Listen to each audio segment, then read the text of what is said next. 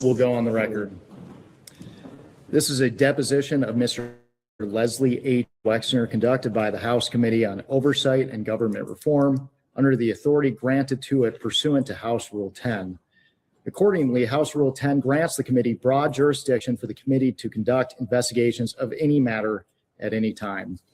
On January 7th, 2026, the committee voted to approve a motion directing the chairman to authorize and issue a subpoena to you for a deposition. On January 23rd, 2026, Chairman Comer issued a subpoena for Mr. Wexner to appear today for a deposition in furtherance of the committee's investigation into the actions and investigations of Mr. Jeffrey Epstein and Ms. Ghislaine Maxwell. I will enter the subpoena and corresponding cover letter as Exhibit 1.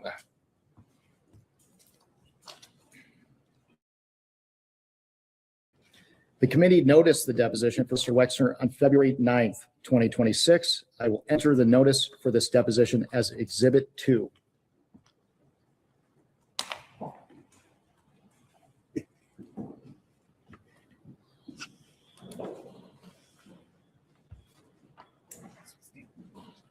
Your copies of the exhibits for us.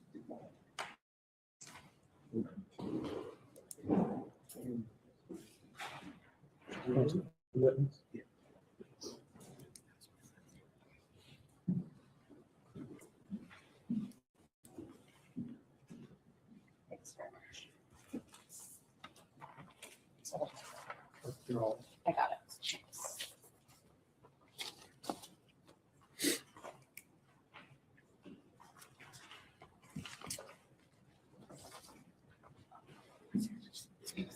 Can the witness please state his name and spell his last name for the record?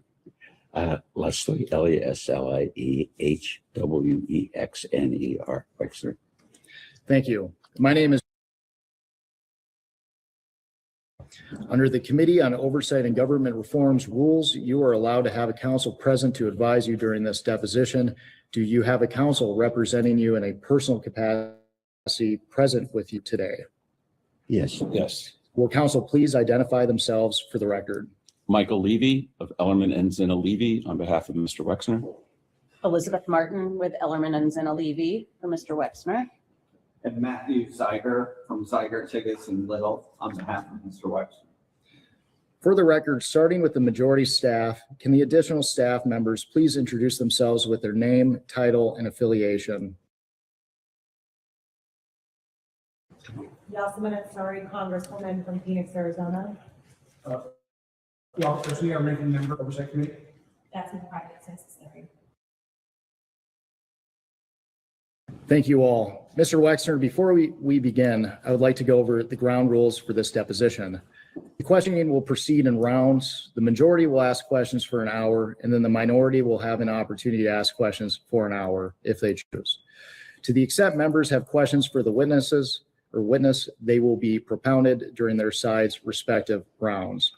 The clock will stop if you need to confer with counsel. Your counsel is speaking, and when members or staff are speaking during the opposing side's rounds of questions. We will alternate back and forth until there are no more questions. Do you understand? I think so.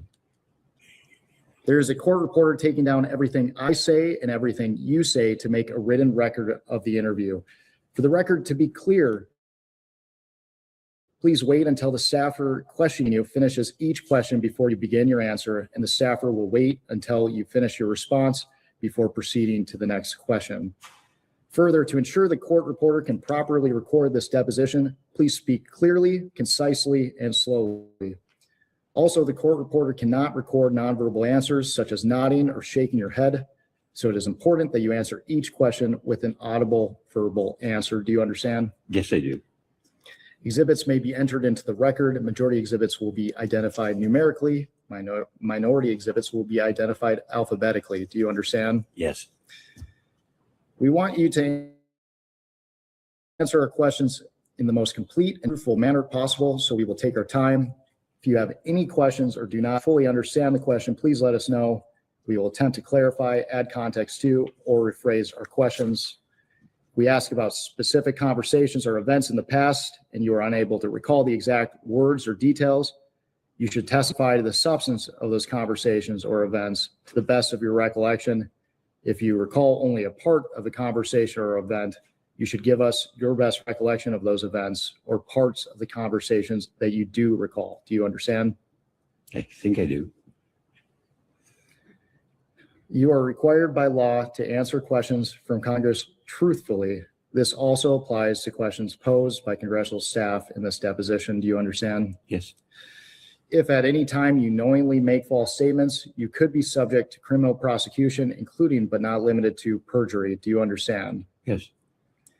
This includes both knowingly providing false testimony, but also stating that you do not recall or remember something when in fact you do. Do you understand? Yes, of course. Furthermore, you cannot tell half-truths or exclude information necessary to make the statements accurate. You are required to provide all information that would make your response truthful. A deliberate failure to disclose information can constitute a false statement. Do you understand? Yes. Is there any reason you are unable to provide truthful testimony in today's interview? No. None. Please note, if you wish to assert a privilege over any statement today, that assertion must comply with the rules of the Committee on Oversight and Government Reform. Pursuant to that, Committee Rule 16C1 states for the chair to consider assertions of privilege over testimony or statements, witnesses or entities must clearly state the specific privilege being asserted and the reason for the assertion on or before the scheduled date of testimony or appearance. For the purposes of this deposition, objections must be stated concisely and in a non-argumentative and non-suggestive manner.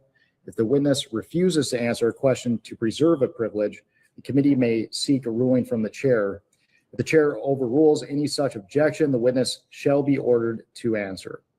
If the witness continues to refuse to answer a question despite being ordered to do so, the witness may be subject to sanction. Do you understand? Yes.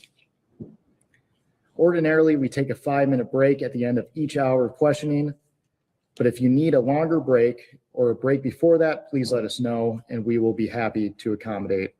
However, to the extent that there is a pending question, we would ask that you finish answering the question before we take a break. Do you understand? Yes. Finally, I will note for everyone here today that the contents of what we discuss in the deposition is confidential under the House deposition regulation. Under the rules, the chairman and ranking minority members shall consult before any release of testimony or transcripts, including portions thereof. This means it is a violation of House and committee rules to contents of this deposition prior to its official release.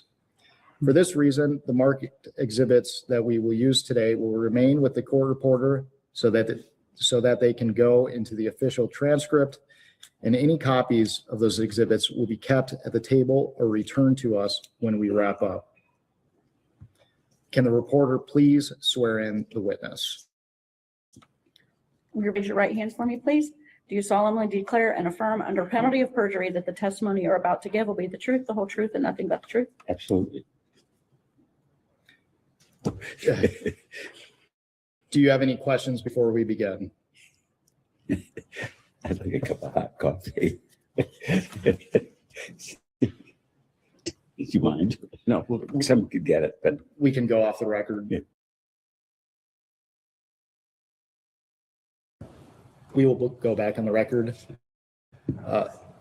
Another member of Congress joined. Can he please identify himself for the record?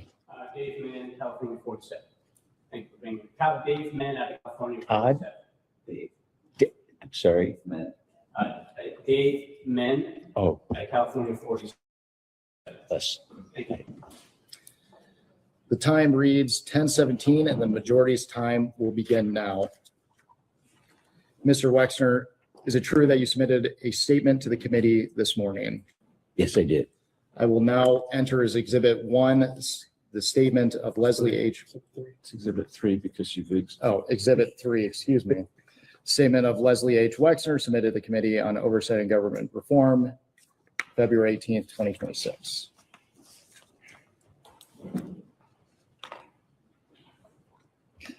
Mr. Wexner, let's start by briefly discussing your education and experience. Where did you attend undergraduate school? The Ohio State University, And what degree did you graduate with? business degree. And I know you had a long career, but can you briefly summarize your professional career for the committee?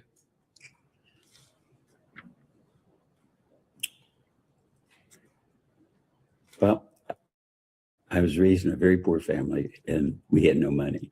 And I had an Aunt Ida and she loaned me her life savings, which was $5,000.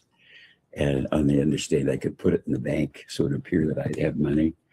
And I could borrow money from a bank, and I opened a store in 1963. And I opened a store every year for the next 5 or 6 years. And so by 1969, I had 6 stores. I took that company public, not to raise money because it was remarkably successful. And I wanted the associates of the business to own a piece of the business. So I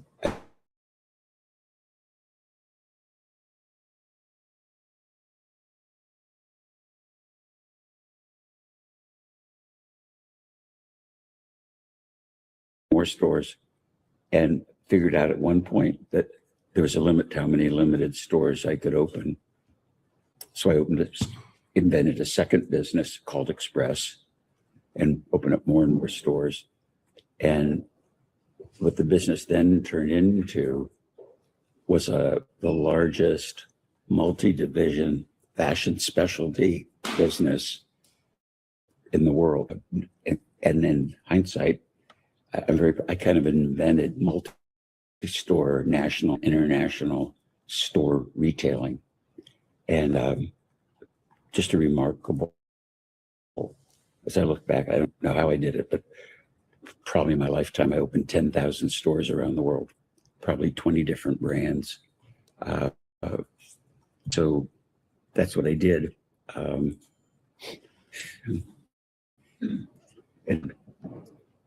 that's what I did in business. I started to tell you what I do personally, but that's another story. Thank you. Let's move on to your relationship with Mr. Epstein. When did you first meet Jeffrey Epstein? Probably 35 years ago, 40 years ago. I don't remember exactly. And met him through friends. Approximately what year would you have met him?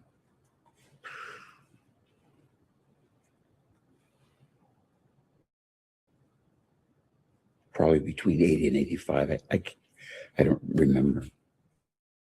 And how did you first come to meet Mr. Epstein? It was really by accident.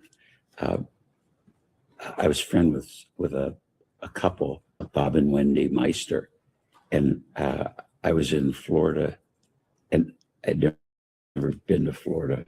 So they were driving me around, showing me what South Florida looked like, and and they showed me the Breakers Hotel, and they were just driving around the driveway, and Bob stopped the car and he said, "There's somebody you should meet. Really smart, savvy guy named Jeffrey Epstein."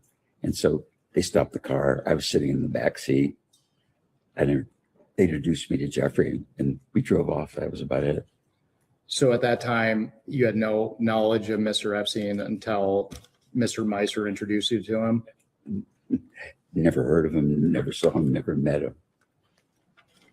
Did Mr. Meister ever raise any concerns about Mr. Epstein? No, he didn't. And you meet him in Florida. What's your first impression of Mr. Epstein? Kind of a medium, dark-haired guy. I don't remember saying much more hello, shaking his hands, or maybe nodding from the backseat of the car. What was your first impression of Mr. Epstein? He was just a guy, about medium height and with dark hair.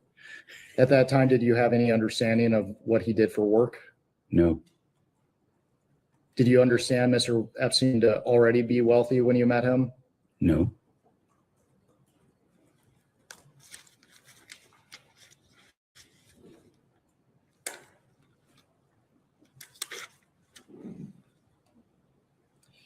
At this time, I would like to introduce what will be marked as Majority Exhibit 4. This is a Vanity Fair article entitled Inside Jeffrey Epstein's Bond with Les Wexner from 2021. The article reports on the origins of your relationship with Mr. Wexner.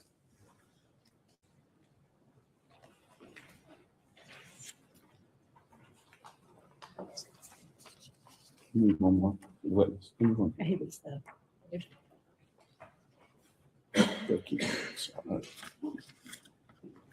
I'll note a hearsay objection for the record. I'm sorry. I'll note a hearsay objection for the record. Well, for the record here, federal rules of evidence do not apply to congressional deposition. I'm noting my objection. I'm not instructing him not to answer. I'm noting that this is hearsay. That's all. Okay.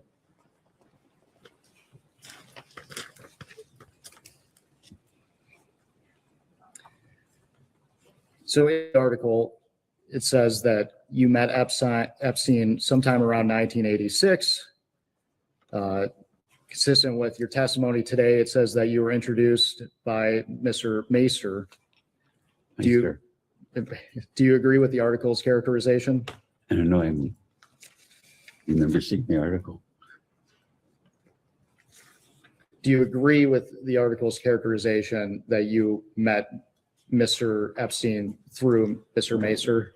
Objection. What character? You said he didn't read it. What characterization are you referring to?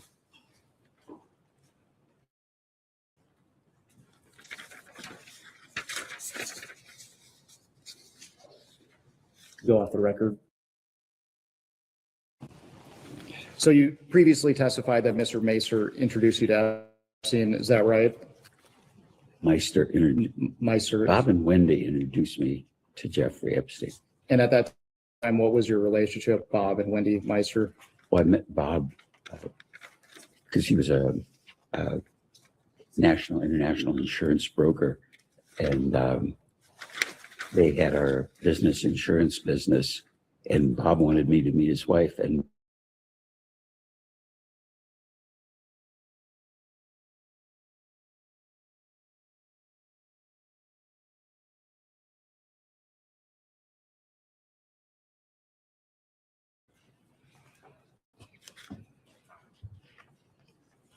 well, I trusted him with insurance advice because that's what he did. He was the vice chairman of an international insurance company, but I didn't trust him like for business advice or anything beyond the scope of what his profession was. I want to direct your attention to page 9 of the article.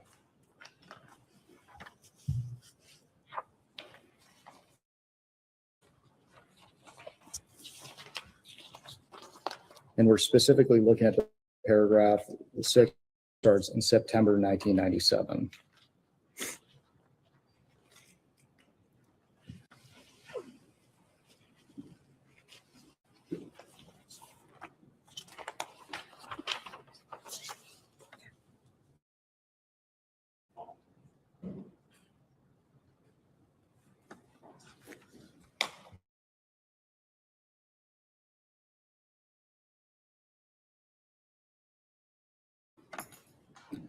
And when you're ready, I'll read the relevant.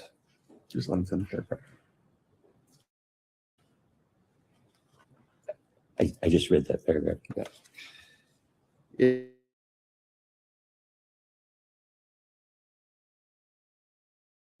Meister says he used the occasion to once again tell Wexner how untrustworthy Epstein was.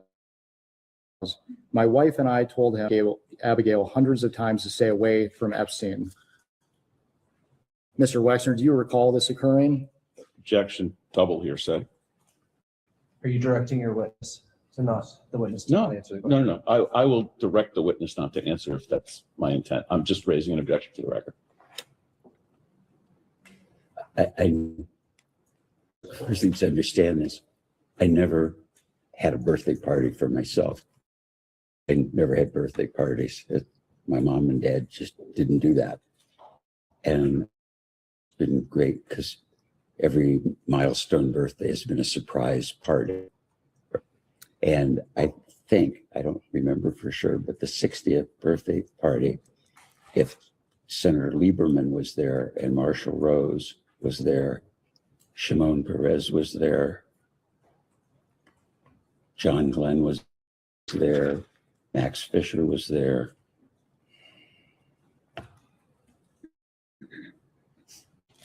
And I don't think Meister was there. Let me ask you a different So question. he never said this. He wasn't there and never said this. Let me ask you a different question, Mr. Wexner. Do you recall Mr. Meister and his wife repeatedly warning you to stay away from Epstein? Never.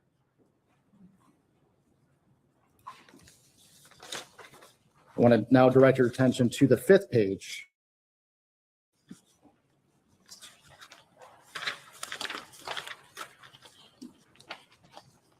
And we are looking at the 6th full paragraph. The one that starts soon after? Yes.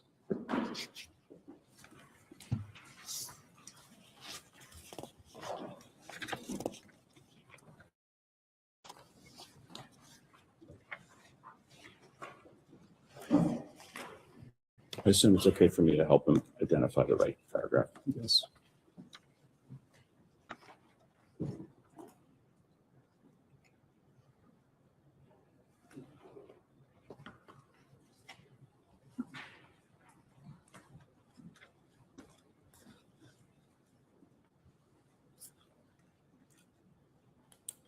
Yeah, I just read it.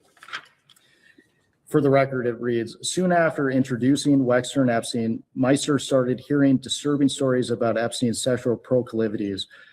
Think of whatever the worst thing anyone could do is, and Epstein did them all, Meister said.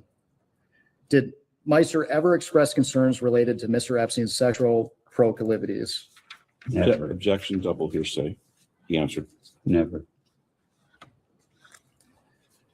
The very next sentence continues, Mr. Epstein showed up unannounced at Meister's Park Avenue apartment with 5 models for Meister's sexual entertainment. Epstein thought he was bringing me a gift, according to Mr. Meister. Were you aware of this occurring? Objection, double hearsay. No, Did Mr. Epstein ever present you with women for your sexual entertainment? absolutely not.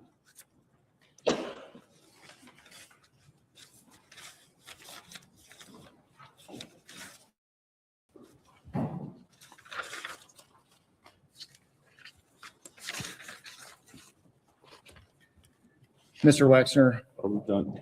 Are we done with that exhibit? we are. Mr. Wexner, at any time, did Jeffrey Epstein ever inform or represent to you that he was a part of any intelligence service of any nation, including the United States? Absolutely not. Did you ever learn that he was involved with any intelligence service? Never. Never. Let's move on to talking about Miss Maxwell. When did you first meet Ghislaine Maxwell?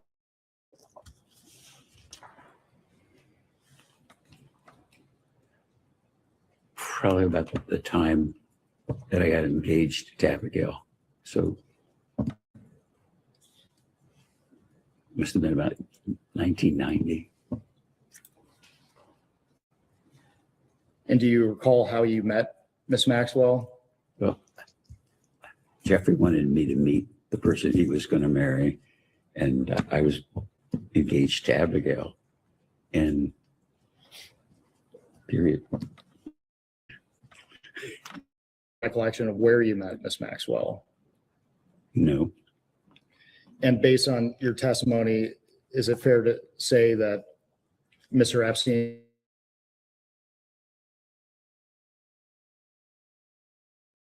previously, but what was your understanding of Miss Maxwell's relationship to Mr. Epstein?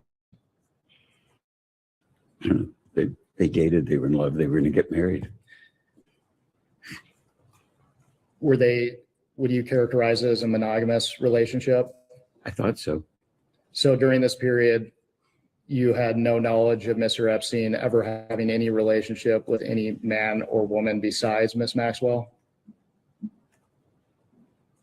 No. Didn't. How would you characterize your relationship with Miss Maxwell?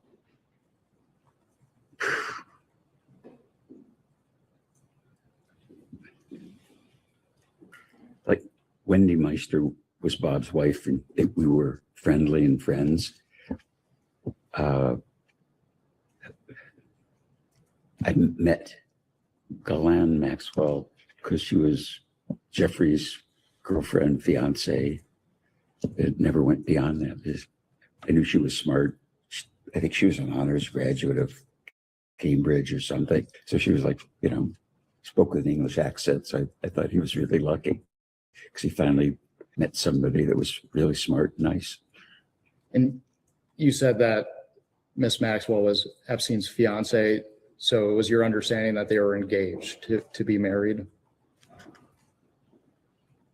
I don't remember if they were engaged to be married or they were planning to get married, but I was engaged and they talked about they were going to get married. So I don't know if it was engagement or just they both agreed. During your relationship with Miss Maxwell, how often did you see her? Very few times.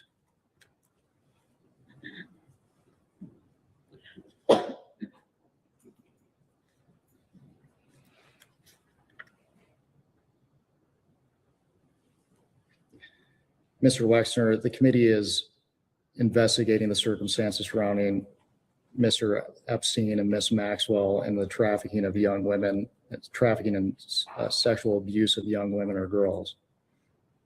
Did Miss Maxwell ever introduce you to any young woman or girl? No, I don't think she ever introduced me to any female or man. Did Miss Maxwell ever ask you to introduce a young woman or girl to your friends or associates? No, Did you ever introduce any young woman or girl that you met through Miss Maxwell to any of your friends or associates? Objection assumes in fact not in evidence. Your client can still urgent to answer the question. That's fine. repeat the question. I think the answer is no, but let's. Did you ever introduce any woman or girl that you met through Miss Maxwell to any of your Through. friends or associates? No, never.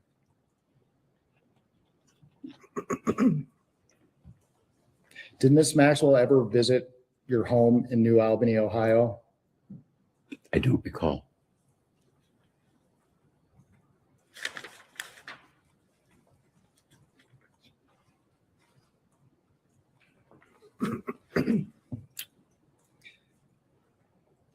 We're going to discuss your business relationship with Mr. Epstein in more detail later, but did Miss Maxwell ever play a role in your business relationship with Epstein?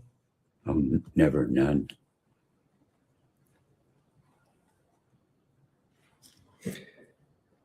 During your relationship with Miss Maxwell, did she ever represent or inform you that she was a part of any intelligence service of any nation, including the United States? No, Did you ever meet Ghislaine's father, Robert Maxwell? no.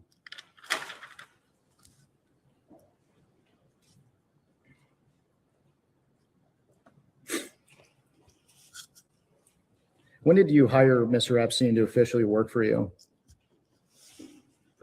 I think it was about the mid-'80s. Do you have any recollection of how long you knew Mr. Epstein prior to you hiring him?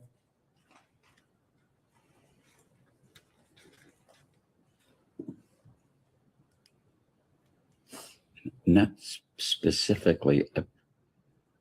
Maybe I met him and that visit in the car, and maybe it was 6 months or a year later that I asked Bob about, I needed somebody to help me. And I think he said, did you talk to Jeffrey Epstein? I think so. I'm guessing from when I met him first to actually having a conversation, it was probably a year. Just to clarify, that's not actually the time that you hired him, though. That's the time you had the conversation.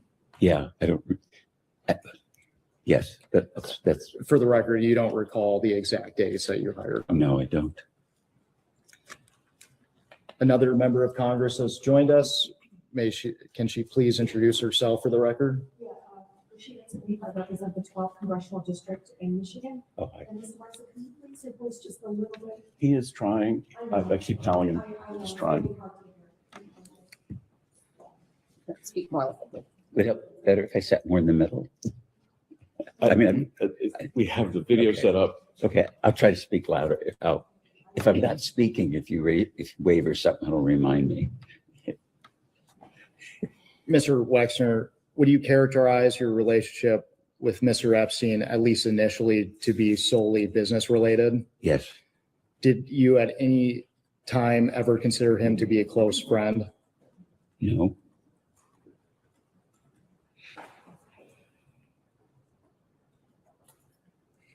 How often did you interact with Mr. Epstein throughout your relationship?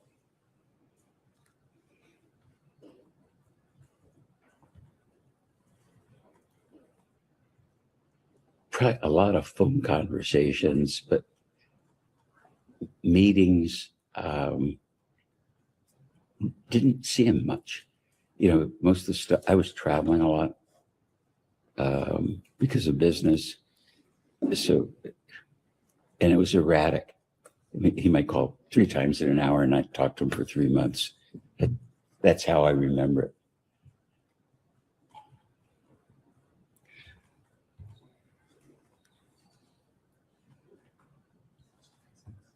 When you were interacting with Mr. Epstein, did you enjoy spending time with him? But enjoyment was fun. No, it was work. Can you elaborate on that? What were the nature of your interactions with Mr. Epstein? Like professional, you know, this is what's going on.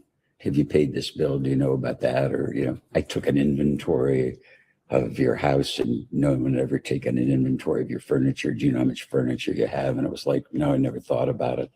Well, I know you should know that I have an inventory. Things are buttoned up. It was like what an off, I don't think, how can I explain it? It's like people talk about family offices, and I managed all my stuff, or my admin paid my bills because I was so busy. And I realized there was a complexity in my personal life, and somebody had to just do this stuff because it wasn't getting done properly. And so it was like,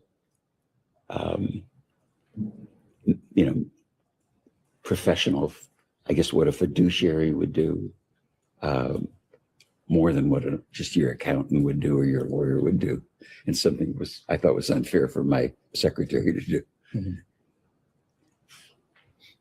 And you testified that at times he would call you 3 times a day. Is that a fair characterization of your testimony? No, what I'm saying is that he would call me 3 times, maybe in an hour, because he wanted to tell me something about what he was doing, or would ask me a question about taxes so he could understand what he was preparing. And then he might not call me for 3 months, maybe 6 months. I didn't pay attention. It wasn't important at the time. Mr. Wexner, is it your testimony today that your conversations with Mr. Epstein were predominantly focused on your business relationship with him? That'd be very accurate. That would be very accurate. What common interests did you share with Mr. Epstein outside of work? None. So you didn't have any personal relationship with Mr. Epstein whatsoever? I don't think I ever went to lunch or dinner or a movie or had a cup of coffee with Jeffrey. And I've thought about that recently. And I'd say the same thing about my attorney. I'd never been to his office, my current attorney, who's been our family attorney for 30 years. And how could you, I mean, I can't explain to myself how I could have an attorney who lives in Columbus, who was my personal attorney and I'm friendly with, and never visited his office. I just, my focus was on my business and my focus was on community before my family. That is before my family existed. Until your family, not Until, yeah, that's a better way of phrasing it. It's a general question, but approximately how many years were you associated with Mr. Epstein? I don't recall exactly. And to be clear, you at no point ever considered him to be a friend.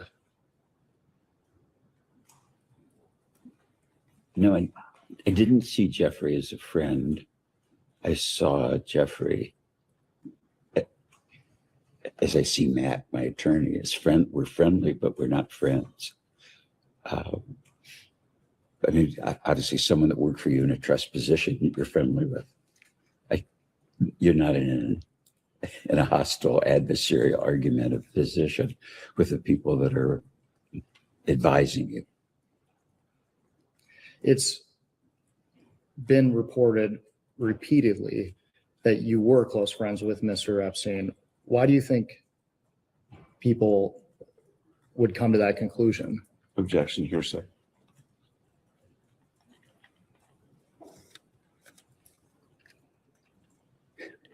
Speculation, because he would tell him that. But he told me he was friends. I mean, if you told me that you were friends with Bill Clinton, I would believe it. Or if anybody told me somebody was a friend, I would believe it. I think the perspective that I have now, and I think what's really important for this group to understand, is that as I look back at it, I was conned by the world Olympic all-time con artist. And you look at, I read in the news all the people he knew, royalty, kings, princes, and all that. An incredible con artist. Do you think Mr. Epstein thought you two to be friends? Objection. I don't know what he thought.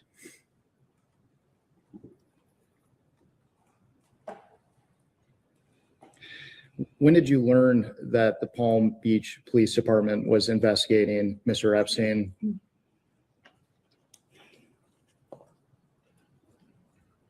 I don't recall. Mr. Epstein was convicted in 2008. Did you maintain any contact with Mr. Epstein after his plea deal? As I recall, concomitantly with Abigail taking over the finances, and my wife is a M&A lawyer. She worked for Davis Polk. She's really smart. And she took over the finances, and kind of concomitantly, she was discovering that he would stole money from us, and concomitantly finding out about these accusations and the criminal activity that he pursued. And when we found out about it, we severed relationships with him immediately. Mr. Wexner, I appreciate the context, but when was the last time you were in contact with Mr. Epstein? I have no recall. Did you have any contact with Mr. Epstein after 2008? What happened in 2008 again? Mr. Epstein entered a plea deal related to the solicitation of minors. Oh, okay. Never talked to him, never saw him. As far as I was concerned, once we knew how bad he was dead. Did Mr. Epstein ever ask you for personal favors of any kind? Not that I recall. Did you ever ask Mr. Epstein for personal favors of any kind? No, How involved was Mr. Epstein in your personal life?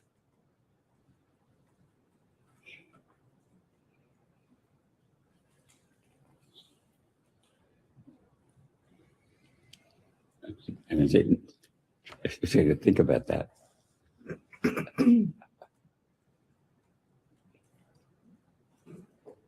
Not at all, really. Like, I think he met Abigail after we were engaged and he didn't know we were going to be engaged. So I didn't discuss my personal life with him or anything. Just, he was kind of the business manager of my personal affairs. And, at the time, I probably had 20 CEOs reporting to me. And so I had I was used to having business relationships with people, whether it's attorneys, accountants, investment banks that we were doing business with, at commercial banks, but I never had personal relationships with people that I worked with. I was pretty much a loner. Is it true that Mr. Epstein oversaw your prenuptial agreement? I don't recall that I had one. If you did, would you consider that to be a business transaction between you and Mr. Epstein? Objection calls for speculation, but you can answer. If I had one, I would have talked to my attorney.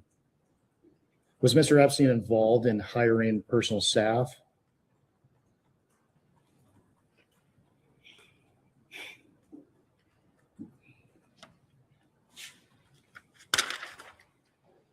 I think the answer is none.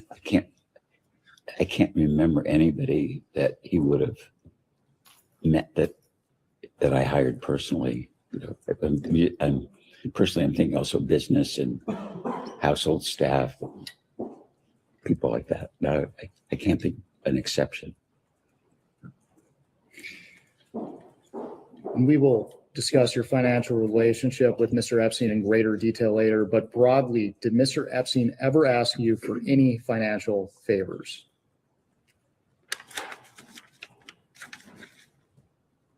No.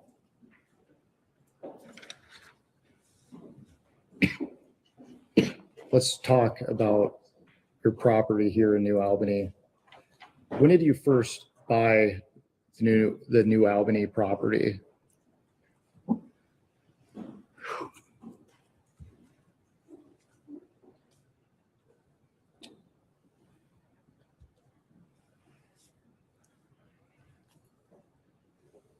Probably in the early mid 80s, I started buying property as land.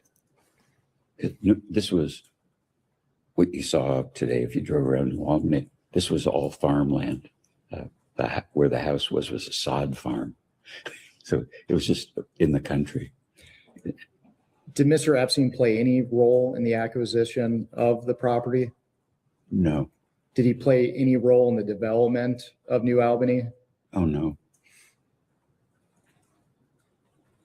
On your property, would you often conduct business meetings? Would he? Would you? With whom? With anyone he's doing business with? Okay, including L Brands? Yes. Okay. I think the only business meetings we ever had in the house were business meetings in L Brands, community meetings, some university meetings, but no, I don't think we ever had a New Albany meeting as a business in the house. We'd have it at the New Albany office.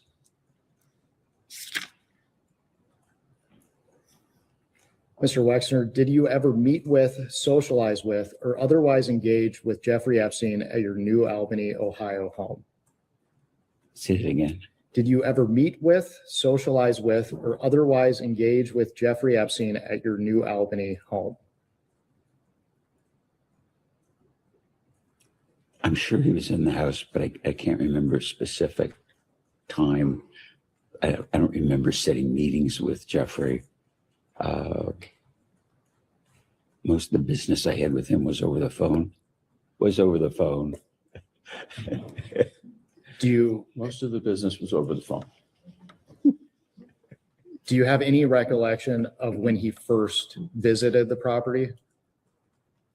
No, And do you have any recollection of how often he would visit the property? no,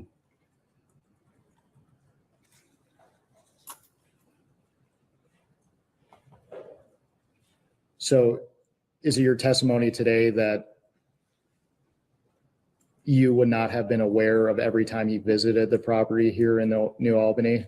without question, I wouldn't have known. When something I would explain to you, it's like that I wonder about now.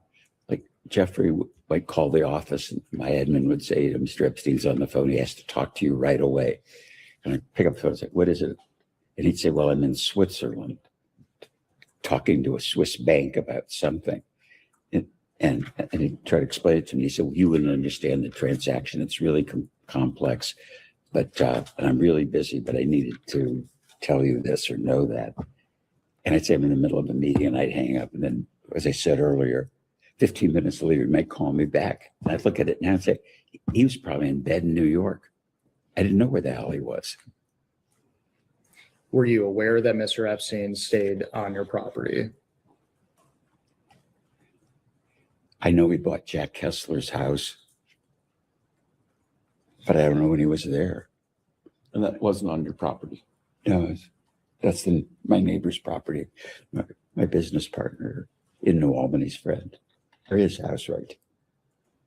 Were you aware that Mr. Epstein stayed at one of your guest house on the property?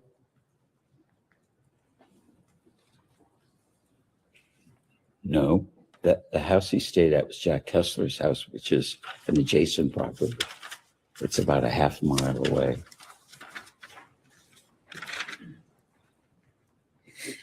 Mr. Wexner, Epstein survivor Maria Farmer was reportedly brought to the guest house located on your property in 1996. Objection, he's already told you it wasn't on his property. I am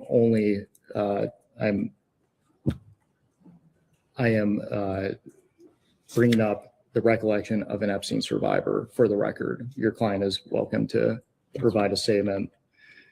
So again, Maria Farmer was reportedly brought to the guest house in 1996. She stayed there for a summer and claimed she was assaulted there by Mr. Epstein and Miss Maxwell. Mr. Wexner, do you recall who Maria Farmer is? I know her name from the press. Did you ever meet Maria Farmer? Never.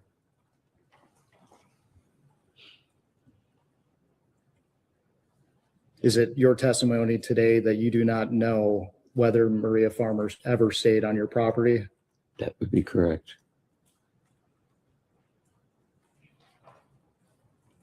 Do you have any reason to not believe Maria Farmer's account of being abused by Jeffrey Epstein on your property?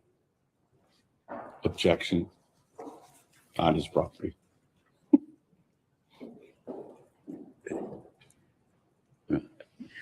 Let me be sure I answered this correctly. I never met her, didn't know she was here, didn't know she was abused.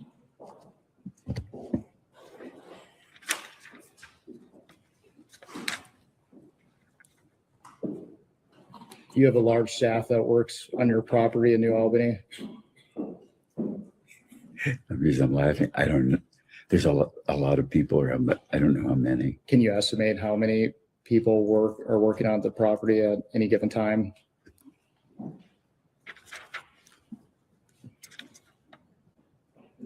$20. Do you have private security on the property? I've had private security since 1975. Are you aware of allegations that security staff on the property stayed with Maria Farmer until her family was able to pick her up? I didn't know she was here, so I didn't know her. I didn't know she was here, so I didn't know shit about her. Pardon me.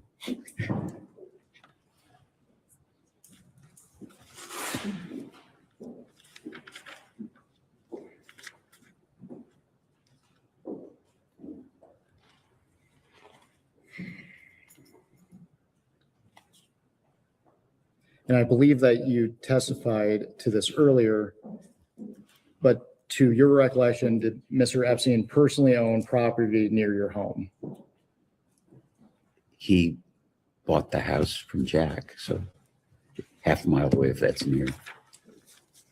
Was that the address at the 7500 block of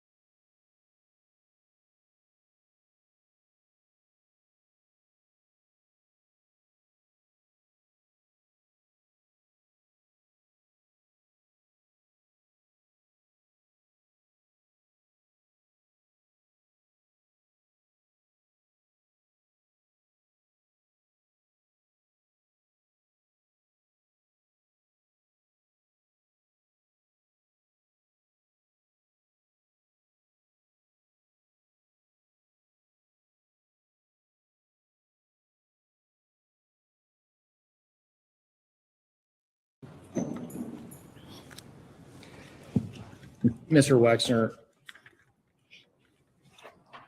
how did Mr. Epstein act towards women or girls around him In his presence, or in your presence? Yes.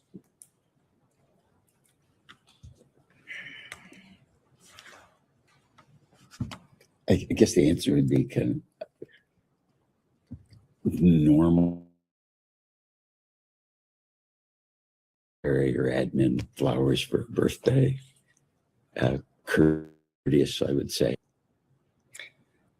Did you ever witness Mr. Epstein have sexual contact of any kind with young women or girls? Absolutely not. Did you ever witness Mr. Epstein sexually abuse young women or girls? Absolutely not. Did you ever witness Mr. Epstein receive massages from young women or girls? Absolutely not. Did Mr. Epstein ever discuss sexual acts of any kind with you? No. Did he ever discuss receiving massages? Yes. What were the nature of those conversations? He told me massage therapy was great and I should get massages. Did he ever discuss who he was receiving massages from? No. So it is your testimony today that you don't recall him ever saying anything about receiving massages from young women or girls? Absolutely not. Or absolutely, I'm agreeing with you. Didn't do that. Was it common for Epstein to bring young women or girls to any other place where the two of you would meet? Never. Did Mr. Epstein ever request that you bring Victoria's Secret models to events at your home? No. And no Victoria's Secret models ever came to my home, even for business purpose. Did talk about one exception. Stuff you've seen. Oh yeah, I forgot about that. There's one exception. My wife had for about 20 years, a horse show here for charity. And one of the models' husband was a polo player. And I don't know how they showed up as a couple. And he gave either me or my wife a polo horse, which was, I don't ride, and Abigail wasn't interested in a polo horse. So that would have been the only exception.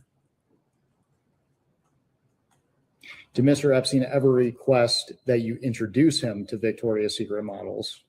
Never.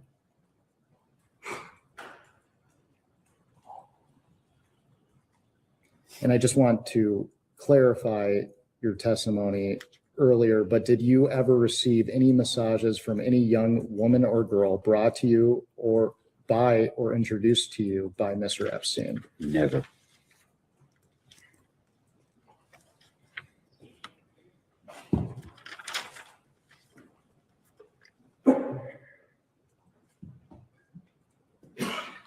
We discussed Mr. Epstein's arrest previously, but I would like to return to it just to make sure the record is clear. In 2005, police in Palm Beach, Florida began investigating Epstein. In July 2006, Epstein was arrested for the first time for soliciting prostitution from minors. Prior to Mr. Epstein's arrest, were you aware of any investigation into Mr. Epstein? Not that I recall. When did you become aware of an investigation into Mr. Epstein? Probably whenever it was in the press. I don't know when that was. And you mentioned the press. Was there anyone that was a part of your business that may have alerted you to his arrest? Could have been. And for the record, did you have any knowledge of illegal activity by Mr. Epstein prior to his arrest in 2006?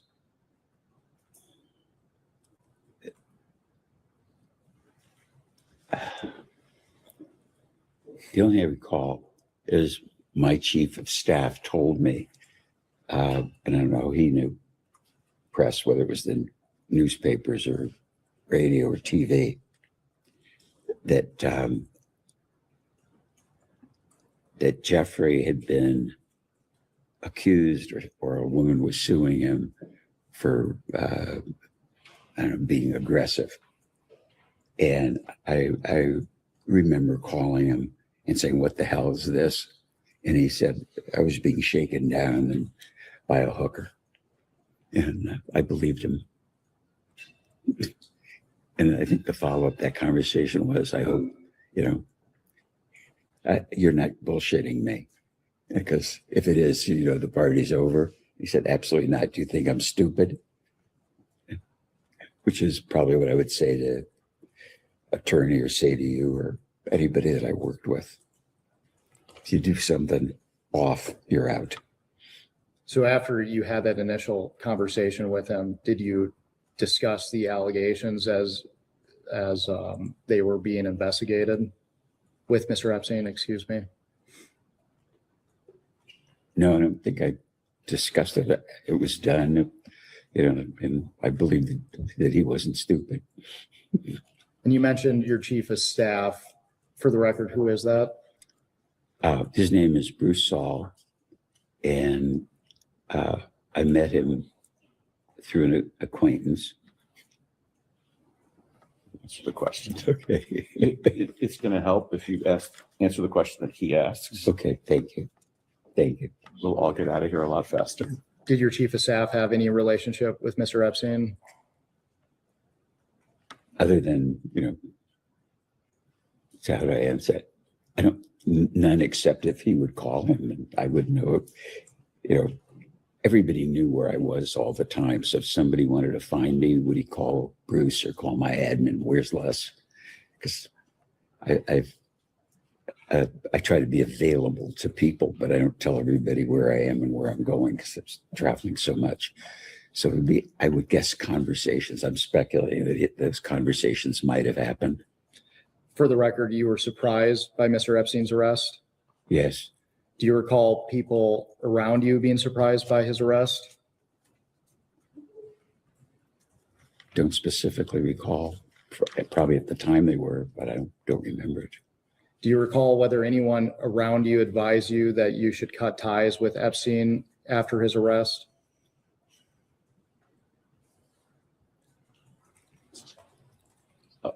I'm going to instruct you not to disclose any communications you had with your wife or your lawyers in answering that question. So are you asserting, for the record, attorney-client privilege and spousal privilege? Correct.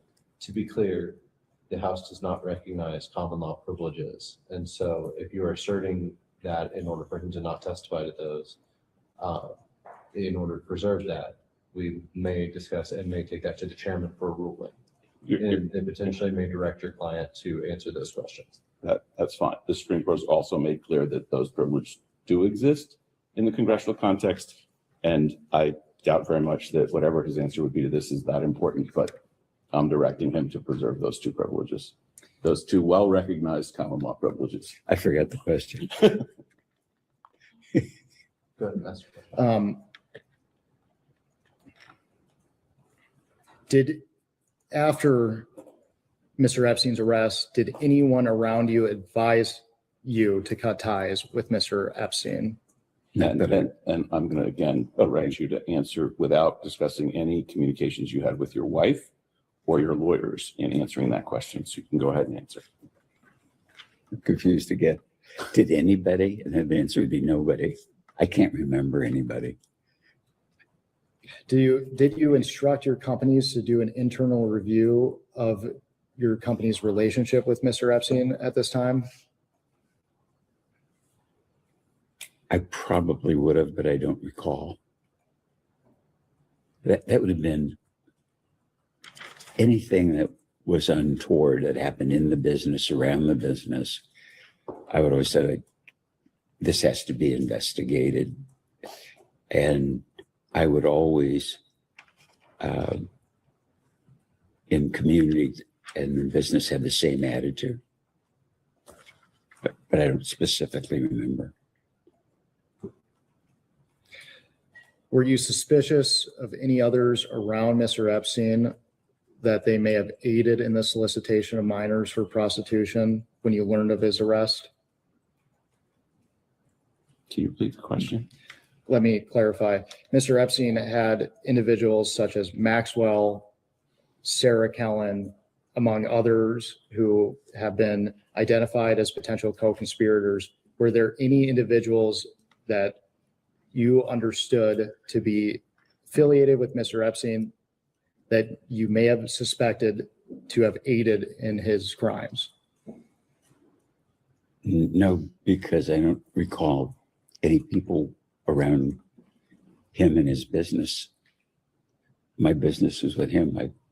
I don't know my attorney's admin or who his associates are. Mr. Wexner, we're approaching the end of our hour, so I will just ask you one final question before we take a break. With the benefit of hindsight, were there any things you witnessed or observed about Mr. Epstein that could have suggested he was trafficking and sexually abusing women? Absolutely not. I've asked myself that question over and over, why I didn't see there should have been a clue or something that I should have picked up on.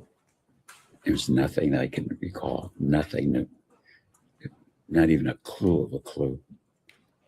And I think the reason, in hindsight, and I think for the understanding to get to the bottom of what Jeffrey did, is to understand how great a con he was, because that's the explanation I have to myself. How could I have never thought he was a thief? How could I never thought he was a pervert? You know, all the terrible things, never clue. We will go off the record. We can go on the record. Good morning, Mr. Wexner. My name is. I will be doing most of the questioning for the minority today. We appreciate your time. As you know, our conversation today will focus on your relationship with Jeffrey Epstein. We'll touch on probably your financial and business relationship with him. We'll also discuss your personal relationship with him.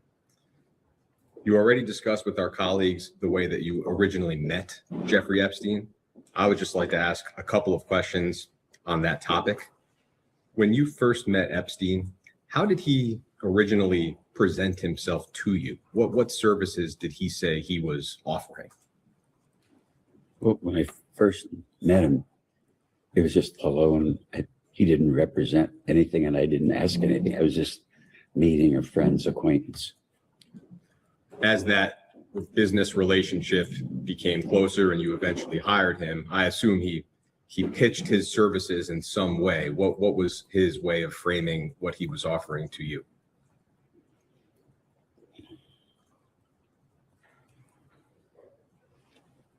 I think it was his experience at an industrial level, like working for a big company like Bear Stearns, and then he had done personal work for the Rothschild family in France. Personal wealth management, essentially? I don't know. We've seen some reports that he would present himself as a bounty hunter, that he would find people's missing money. Do you recall him saying anything like that? No. One of the articles that my colleagues already introduced, I won't make you look back through it, but it was the Vanity Fair article. I'll just read you a paragraph out loud. It's the only paragraph I have a question about. But that article reported that during a conversation, Jeffrey Epstein asked Mr. Meister to introduce Epstein to you, Mr. Wexner. And Epstein told Meister that Epstein had learned that Wexner's current money manager was stealing from him. And the article identifies Harold Levin, I think, as your previous financial advisor. Do you have any recollection of whether Mr. Epstein ever claimed that Mr. Levin was stealing from you? Objection to the article on hearsay grounds, you can answer.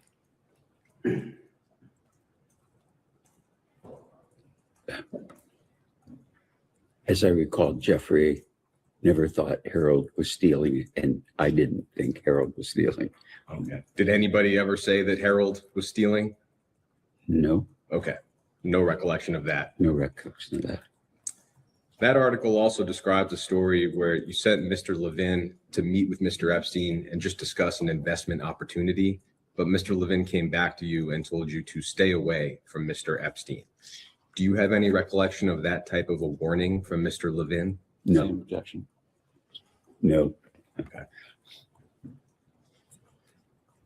When you initially hired Mr. Epstein, do you recall, and some of this may be repetitive, so you have my apologies.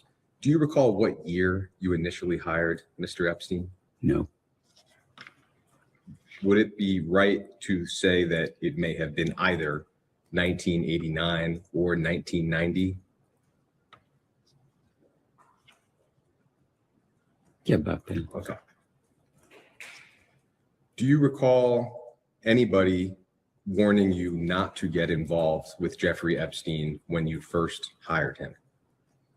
No, I'd like to talk about Epstein's roles and responsibilities while he worked for you. You touched on this in the last hour. The total amount of time that he worked for you, how long was that approximately? It started maybe in 1989 or 1990. And I think you testified it ended in 2000 and what year did you say? they didn't. Okay, well, what year do you recall the relationship ending? Could your statement help refresh your recollection? Whatever, yeah, but whatever I said in the statement would be the correct date. And so whatever period that 89 or 90 would have been about then, and it ended when it ended. Was that upon his final plea in 2008? Whatever I said in the statement is accurate. I remembered as being concomitant with finding out he was stealing from us. In terms of the different things or roles that he would play for you, is it right to say that he acted as an investment advisor or a money manager? What would be the right term for that role?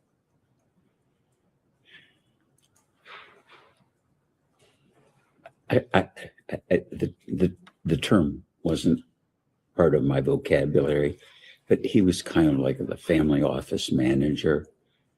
And so they oversaw investment, oversaw people getting paid, made sure taxes were done, and talked to accountants. Just I had, in hindsight, because I had done so well, and I was dating Abigail, and we were engaged, and I was married and running 20 businesses.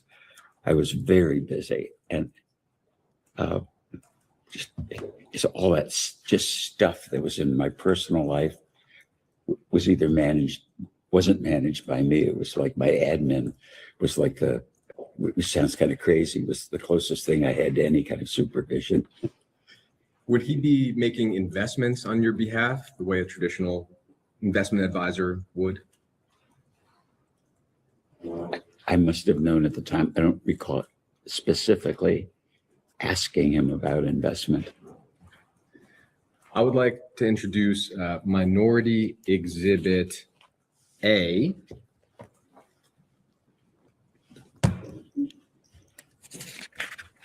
And this is an article from the Wall Street Journal titled Epstein Flourished as He Forged Bond with Retail Billionaire.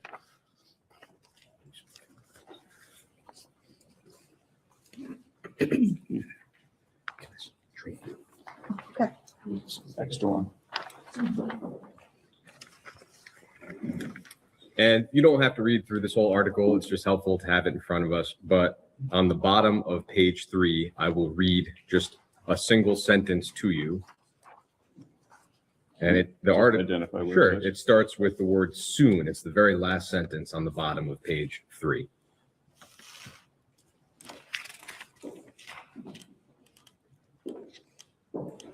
Starting there. And that sentence, I'll read it out loud as well, says that soon Mr. Epstein was presenting Mr. Wexner with a variety of investments, including apartment buildings and a development involving a former post office building, says Mr. Morosky. And we understand that to be Robert Morosky, a former vice chairman of your company. Is that consistent with what you remember Epstein doing for you? Objection, hearsay, you can answer. No, No. Okay. Do you have any recollection of Epstein presenting you with investment opportunities such as these?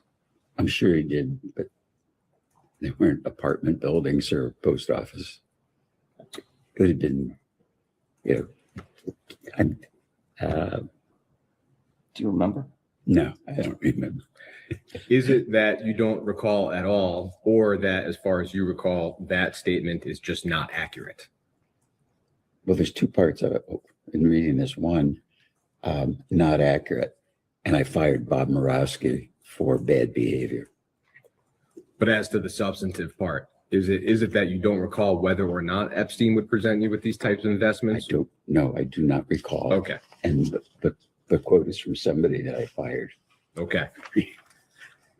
In addition to the, I guess, family office role that you described, I'd like to ask about whether Epstein provided other services to you. We know that he provided some later clients with tax planning services. Did he ever do anything like that for you? Must have, but I have no specific recollection.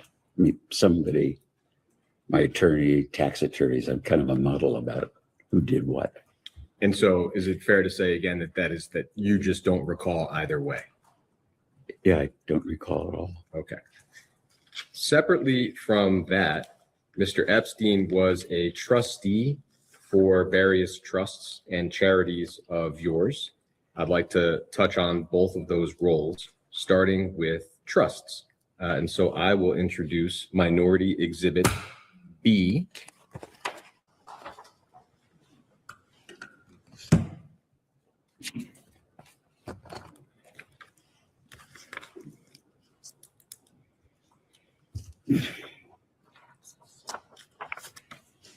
And that article is from ABC News, and it's titled "Billionaire Businessman Leslie Wexner Refuses to Reveal Full Scope of Jeffrey Epstein's Alleged Multi-Million-Dollar Theft," dated January 23rd, 2020. And And- it's January 25th. Ah, great. Thank you.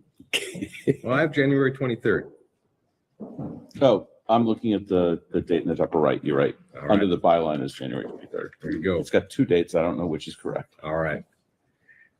On page 3 of this article, and I'll let you take a moment, in the middle of that page, the article says that they identified nearly a dozen trusts connected to you.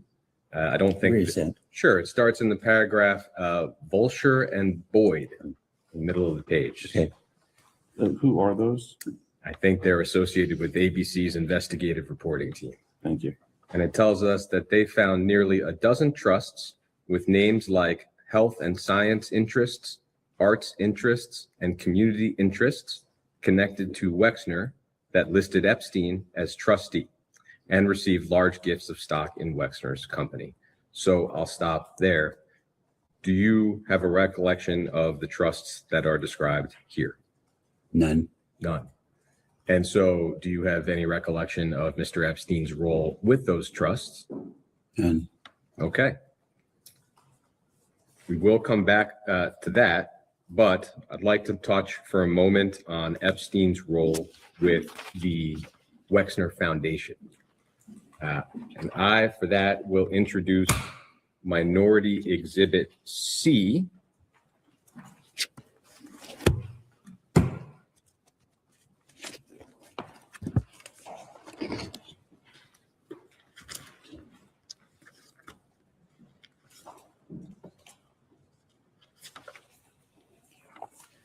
And this document is titled "Independent Review of Jeffrey Epstein's Involvement and Interactions with the Wexner Foundation." And the document is dated February 24th, 2020. I'm not going to ask you to read through this. It's a long document. I will point you to a specific part of it. But first, we understand this to be an independent review that was undertaken by a law firm at the request of the Wexner Foundation in the wake of Mr. Epstein's arrest in 2019. Is that also your understanding? I never knew of it. And I've looked at this, I'm laughing, because the address is 65 East State Street, and that was the address of my dad's first store when I was 13. Okay. Well, so is the report unfamiliar to you? Yes, Okay. completely. And I think page 4 of the report says that you were interviewed by the law firm for this report. Do you have any recollection of that? Nope. None. Do you have any reason to doubt the report that you were in fact interviewed for the report? No. Okay. I don't remember it, so I Sure. can't doubt it. Page 9 of the report simply tells us that Epstein, and I'll let you turn to it if you'd like, but it just tells us that Epstein was elected as a trustee of the Wexner Foundation in 1992, and that he remained a trustee until September 2007. Epstein would not have been the only trustee of the Wexner Foundation, correct? Objection to, as to hearsay as to the document. The question is fine. Can you repeat it? Sure. Would Epstein, did the Wexner Foundation have more than one trustee? I'm sure it did, and I think there was a legal requirement to have 3. And I don't know that. I just think that. Okay. On the next page, page 10, under the header number 2, there's a header that reads, Epstein played no role in the operation of the foundation's fellowships or other programs. And the first sentence afterwards says, based upon our review of foundation records and interviews with foundation leaders, we concluded that although a trustee, Epstein played no role in the management or administration of the foundation's operations or programs. Now, on that topic, I'd like to introduce one more single-page exhibit for you. So I'm just going to object to the statement as both a statement and hearsay, but go ahead. I think as the majority general counsel noted, the objections have no legal yeah. grounding in this forum. I'm making it for the record. It is a deposition, so I'm making the objection, that's all.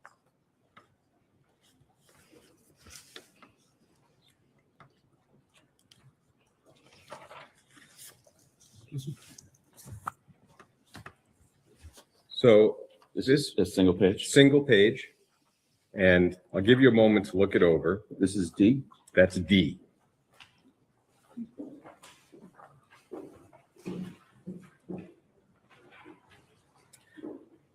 I'll describe it briefly. This Could is you give him a chance and me a chance Sure, to read it? of course. Thank you.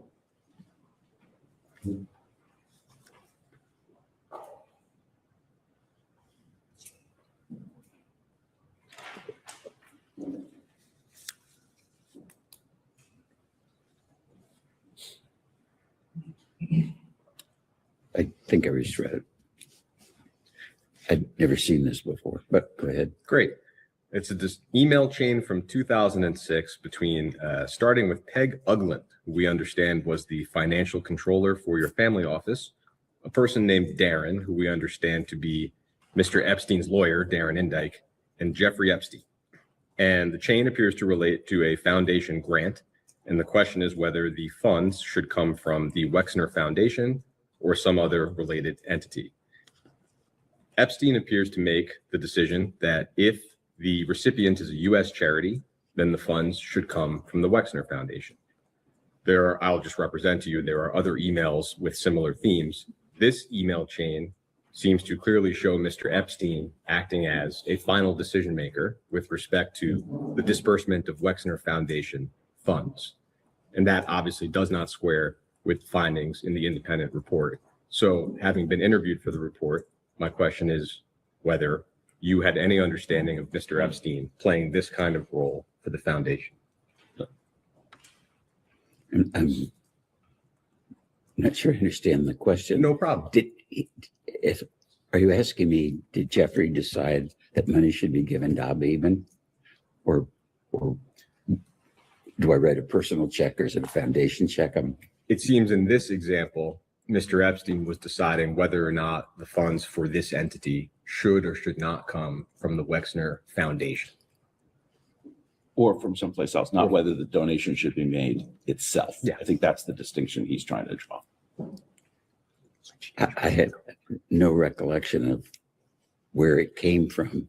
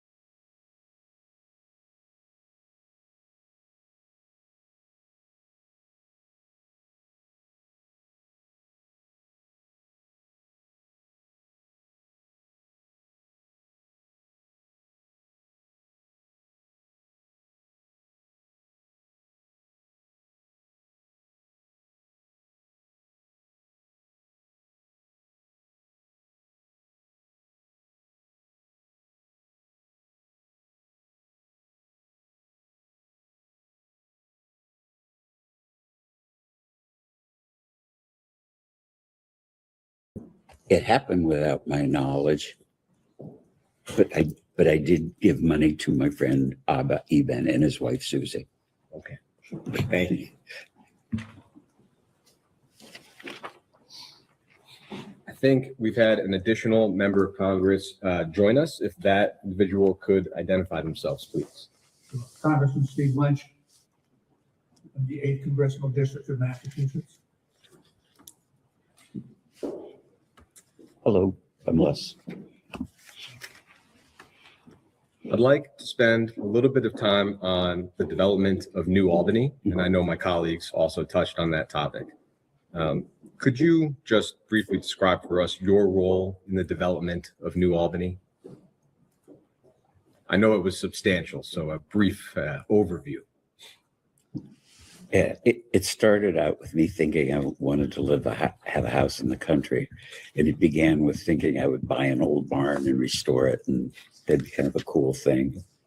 And as I worked through the project, my personal project, I asked my friend Jack Kessler, who was a professional in the real estate business and a developer, what land cost and, what he thought of the idea. And then I got to thinking, do I really want to build a barn? And then I thought I want to build a house. And I kept telling Jack about what I was thinking I was going to do, having not done anything. And it started out pretty modestly. I think I bought like a 30-acre farm, which is about a mile from here. And then, which I thought was a good location. And over time, I kept thinking about it, decided that wasn't a good location. This was a good location. And in the conversations with Jack, he kept saying that these are good ideas. You're not overpaying for land. Because this was something entirely new to me. And one day I said, Jack, if it's such a good idea, why don't you live here? And he said, I would, but my wife wouldn't move. And then one day he called up. He said, she thinks it's a good idea. And we're going to sell our house and we'll build one near yours, which is the house that's half a mile away. And I said, if we're going to live here, do you think any of our friends would want to live out near us or acquaintances of his? And he said, yeah, I think a lot of people would like that. The idea of having more land around and it's not that far from the airport, stuff like that. And that's how the idea began. And then the next idea was, how do you do it?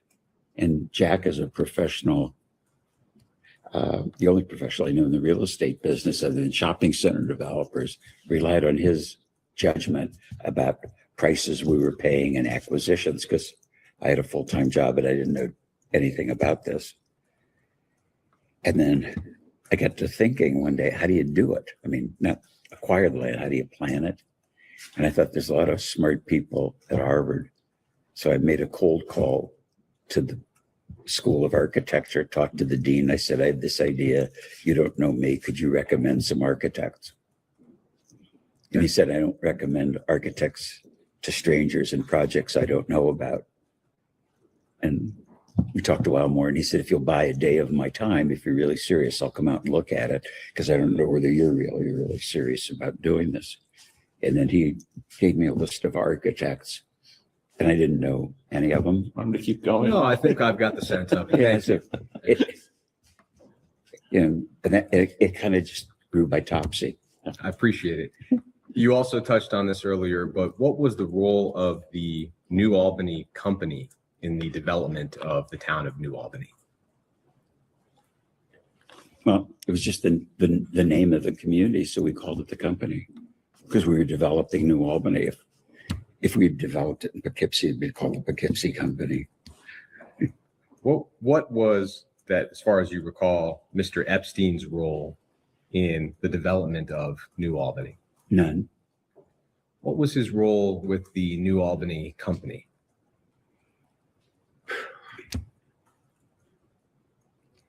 As a fiduciary, being my financial advisor to understand what was going on financially. I thought I knew what was going on in our businesses, but we always had a CFO. So I'd rely on the CFO to do what the CFO did, because I did the marketing and the planning. But every business had a CFO, every business had an overview. And I had a lot of complexity that I didn't realize at the time in my life. So it was either, somebody had to do this. And there's paper. I don't want to throw paper at you if I don't have to, but I'll represent to you that yourself and Mr. Epstein were, at least at one point, co-presidents of the New Albany company. I'm happy to show that if that would be helpful. But I guess my question would be, what would his role have been as co-president of the New Albany company? I think, I don't remember it, but if he did it, it was just, I don't know. That I was the president, chairman of the board, and then the CEO of a company, but I really just thought my job was to be the president, so that the titles wouldn't have meant anything to me. It is right, I think, but you tell me that the purpose of the New Albany company was to assist in the development of New Albany. Is that right? It was more than that. New Albany was just a farm village, and I bought land here and developed it. Built the schools, built the fire station, built the police station, did all the community public facilities, platted streets. I can remember, did all the drawings. So I was the master developer of New Albany as a community. Did the New Albany company have any purpose other than to assist in the development of New Albany? No. Okay. Mr. Epstein was at one point president of the New Albany company. Objection. I think you said he was co-president. That's correct, co-president. But just so I understand it, your testimony is that Mr. Epstein played no role in the development of New Albany. Absolutely no role. Okay.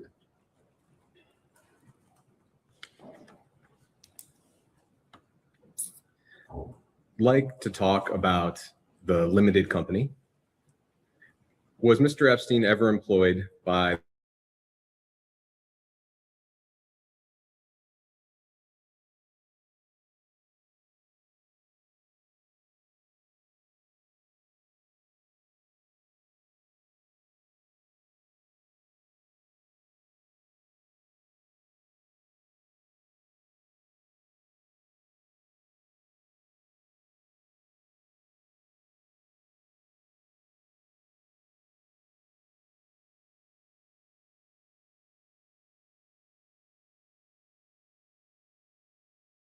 New York Stock Exchange?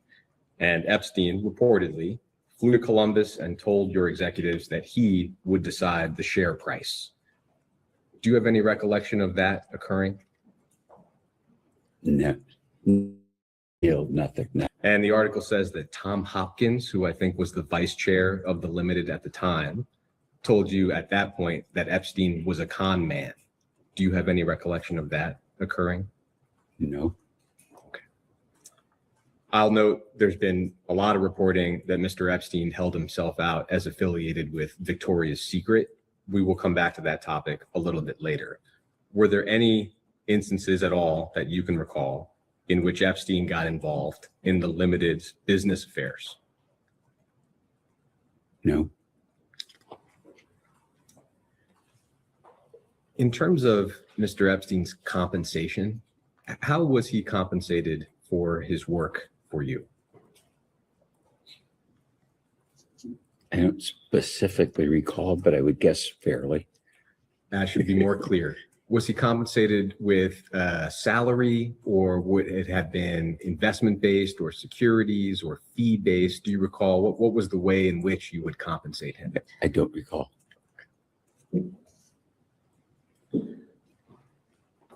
We discussed earlier, I think, that the breadth of his theft from you, I think, has been estimated by your counsels to be the hundreds of millions. Do you recall approximately what Mr. Epstein's total compensation would have been in his time with you? I'm sure I would have known them, but I don't recall.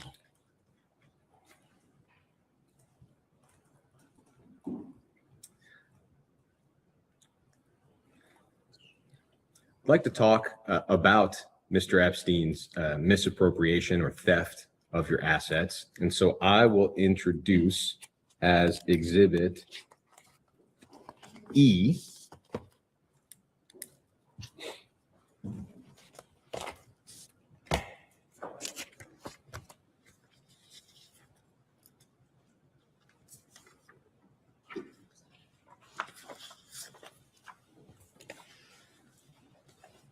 So this is an excerpt from a memo that the Department of Justice wrote in December of 2019. And DOJ was assessing the extent to which people around Epstein might have been liable for their conduct. Okay, The memo is long. I have given you only the excerpt that relates to you. There's nothing else in this document that relates to you directly. The section that I've given you on the second and third pages of the document, that's 65 and 66 at the bottom. This is a summary of a proffer that your lawyer or lawyers gave to DOJ in July of 2019. With respect to Epstein's theft from you, in the second half of the second paragraph, I'll read it out loud. Your attorneys, quote, explained that over his years handling Wexner's finances, Epstein stole or otherwise misappropriated several $100 million from Wexner. That misconduct, together with the fees that Epstein paid himself for his services to Wexner, appears to account for virtually all of Epstein's wealth. So several $100 million is a large but not precise figure. To the best of your knowledge, how much exactly did Epstein steal? I don't know. I don't think I'll ever know. I'd like to try to understand a little bit better how Epstein was able to steal or misappropriate that many funds. One way, reportedly, is that the trusts that we described earlier, which I know you said you have no recollection of, I just want to be thorough. The trusts that he was trustee of would receive gifts of limited stock, and he would then sell that stock on the New York Stock Exchange and then use a portion of those proceeds for his own personal purposes. Do you have any knowledge or recollection of what I just described? I'm effing surprised. I shocked. I didn't know this. Is it that you have not previously heard what I just described? I never heard of it, never saw this document. And it was publicly reported, I think, by ABC several years ago, but not ever on your radar. Never. The report indicates that it was more than or around $1.3 billion of stock that Epstein moved around that way. Not that he kept all of that money for himself, but the total amount of stock sales was over $1 billion. You have no knowledge or awareness of that. I don't know the amounts. The only trust that I'm aware of is my wife set up trusts for our kids, so however she set them up in the amounts, I have no idea what's in them then or now. And then separately, it's been reported that around $20 million of stock and cash were contributed by two of your charitable foundations to one of Epstein's charities. Do you have any knowledge or awareness of that? Effing shocked. I'm appalled. I never heard that. Did you know that? No. Except so. Thank you, Mr. Director. We have some additional questions from some of the members here. I'll start. I want to just go back to something. Now, earlier in the deposition, Mr. Director, you said that you were never aware of Jeffrey Epstein or Ghislaine Maxwell sexually abusing minors or adult women. Is that correct? I know Jeffrey was accused by an adult woman of abusing her. And that's the only thing that I knew until the shit hit the fan. So prior to becoming public knowledge, you were never aware No. of Jeffrey Epstein? Absolutely not. Were you ever? You have to wait till he finishes asking the question. Sorry. The court reporters will get mad at you if you don't. Okay, so I think you said that. You think you said being or not. Were you ever aware of Jeffrey Epstein or Ghislaine Maxwell sexually abusing men or boys? No. How about trafficking men or boys? No. Prior to it becoming public knowledge, were you ever aware of Jeffrey Epstein or Ghislaine Maxwell arranging for a prominent person have sex with another person? Never. Can I ask you, Mr. Wexner, were you ever with Jeffrey Epstein in the presence of women or men in bathing suits or underwear? No, Never in the presence of women or men in bathing suits or underwear with Mr. Epstein? no. I mean, if he was at the fashion show, if he was at the fashion show, he'd have seen women in underwear, but So, 500 people. so you're saying that if he was at a fashion show with you through the fashion business, Yeah. it may have been the case, but could it have been the case that you were with Mr. Epstein maybe prior to the fashion show or in another space? No, absolutely not. So did any women or men ever model clothes for you in the presence of Mr. Epstein? No, So not at a fashion show and not in a private home or residence? being in the audience of the fashion show would have been the only possible time.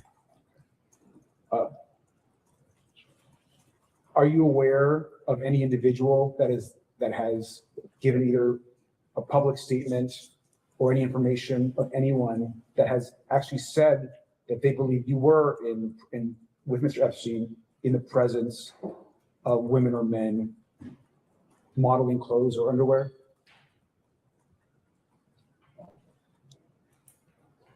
I think the answer is no, but I'm not sure I understand the question. I'll move on. Just a direct question for you, sir. Also, did you yourself ever have a sexual encounter with any individual that was introduced to you by Jeffrey Epstein or Ghislaine Maxwell? No, Did you personally have a sexual relationship with Jeffrey Epstein? no, Are you aware that others have claimed that you had a sexual relationship with Jeffrey Epstein? no,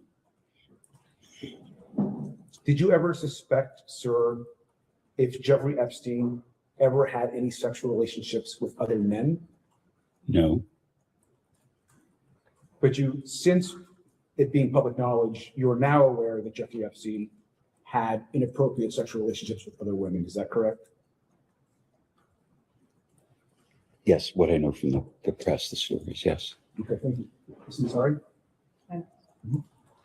Thank you. I'd like to ask you about Epstein's properties and your visits to them. Of course, Epstein, New York, and New Albany houses were originally yours, we discussed earlier, and you also had a house in Palm Beach, is that correct? Objection. I think he testified that the house in New Albany was Mr. Kessler's. Sorry, I'm just trying to clarify. No, thank you. And the house in Palm Beach, was there a house that you had in Palm Beach? Sorry? I did have a house in Palm Beach Okay. Did you ever visit Epstein's home in Palm Beach? once. Can you tell us about that visit? He bought a house in Palm Beach and he wanted me to see it. I think he wanted me and Abigail to see it. And we flew down on like a Sunday morning with friends of ours from Columbus. Looked at the house, congratulations, got back on the plane and came home. And it was pretty modest house. Nothing special. So one trip, in that trip, did you ever witness Donald Trump at the house? No, Do you recall any other prominent figures at the Palm Beach house? no, it was just Jeffrey and my friends, Who were the other friends? Judy and Steve Tuckerman, Dr. Stephen Tuckerman and his wife Judith. I'm sure they'll be delighted about that. No, they won't be. Did in you ever visit his island in the U.S. Virgin Islands? Yes, Can you tell us about those visits? yes. Jeffrey invited us to see it. And we were on a boat and we went to the island with our kids. So Abigail, myself, but I can't remember how many kids we had, 2, 3, or 4, but at least 2, walked around for a while and left. Probably an hour visit. Okay, an hour. So on that trip, do you recall seeing any prominent figures on the island? No, and it was a pretty crummy island. Okay. Did you ever visit his ranch in New Mexico or his house in Paris? Do you want to break those up for clarity? Did you ever visit his ranch in New Mexico? It was the same kind of thing. He wanted Abigail and I to see his ranch. We flew down there and drove around for an hour or two, got back on the plane and came home. And I don't think he had a house. So you would fly just to go visit for 1 hour? Yeah, I would fly to Europe for 1 hour on business trips. As crazy it is, getting on the plane and going places for me was like going to the mailbox. And he didn't have a house on the ranch, and I never knew he had a house in Paris. And in the ranch in New Mexico that you spent an hour at, were there any prominent figures or anyone that you recall else being there? No, as I recall, it was just Abigail, myself, and I think he'd rented a trailer, so it wasn't a house. And that's all I know. Okay. And so to clarify, you didn't know he had a house in Paris, so you did not ever go to the house in Paris? I didn't know he had a house in Paris, and therefore I didn't go to the house in Paris. Okay. Didn't. During any of your visits to any of these properties, did you ever see any girls or women that looked unusually young?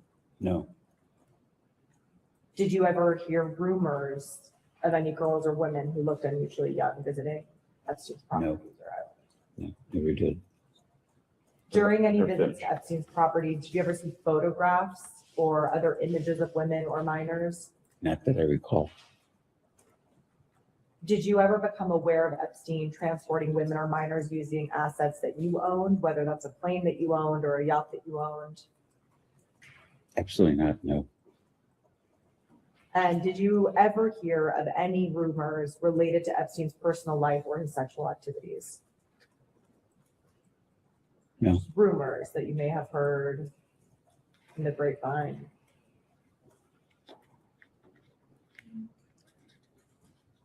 It's kind of ambiguous. I mean, like, I'll answer you in this. I think you're asking an ambiguous question.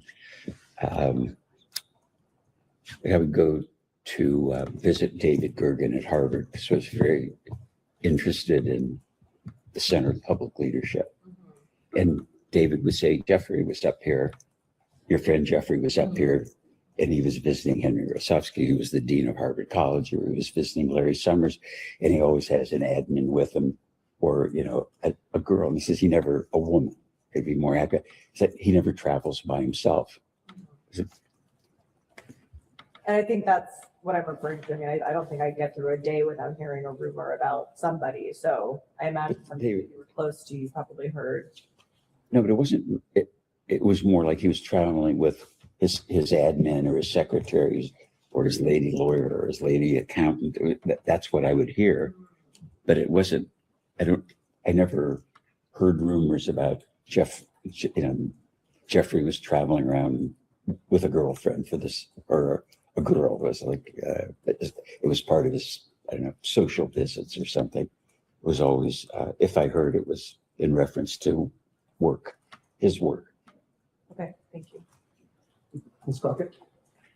Yes, thank you. I actually want to start in a little bit of a different place really quickly. Dr. Mark Landon, are you familiar with him? Who? Dr. Mark Landon. Yes. Okay. He was paid by Epstein on your behalf to consult on biomedical investments. Is that correct? I just heard about that. I didn't know that till maybe, I don't know, the last few days. Okay, so with you knowing Dr. Mark Landon, are you aware as to whether or not Dr. Landon ever was paid to render medical services to any of the alleged victims of Jeffrey Epstein? No. What is your relationship with Dr. Landon? Abigail had a complicated pregnancy, and their general obstetrician I believe, referred her to Mark Landon. He is an obstetrician. And that's how I met him. And he delivered our children. Okay. And so my relationship with him is my wife's doctor. Did you ever introduce him to Jeffrey Epstein? No, All right. Did you ever spend time with Epstein and Donald Trump? together? Yes.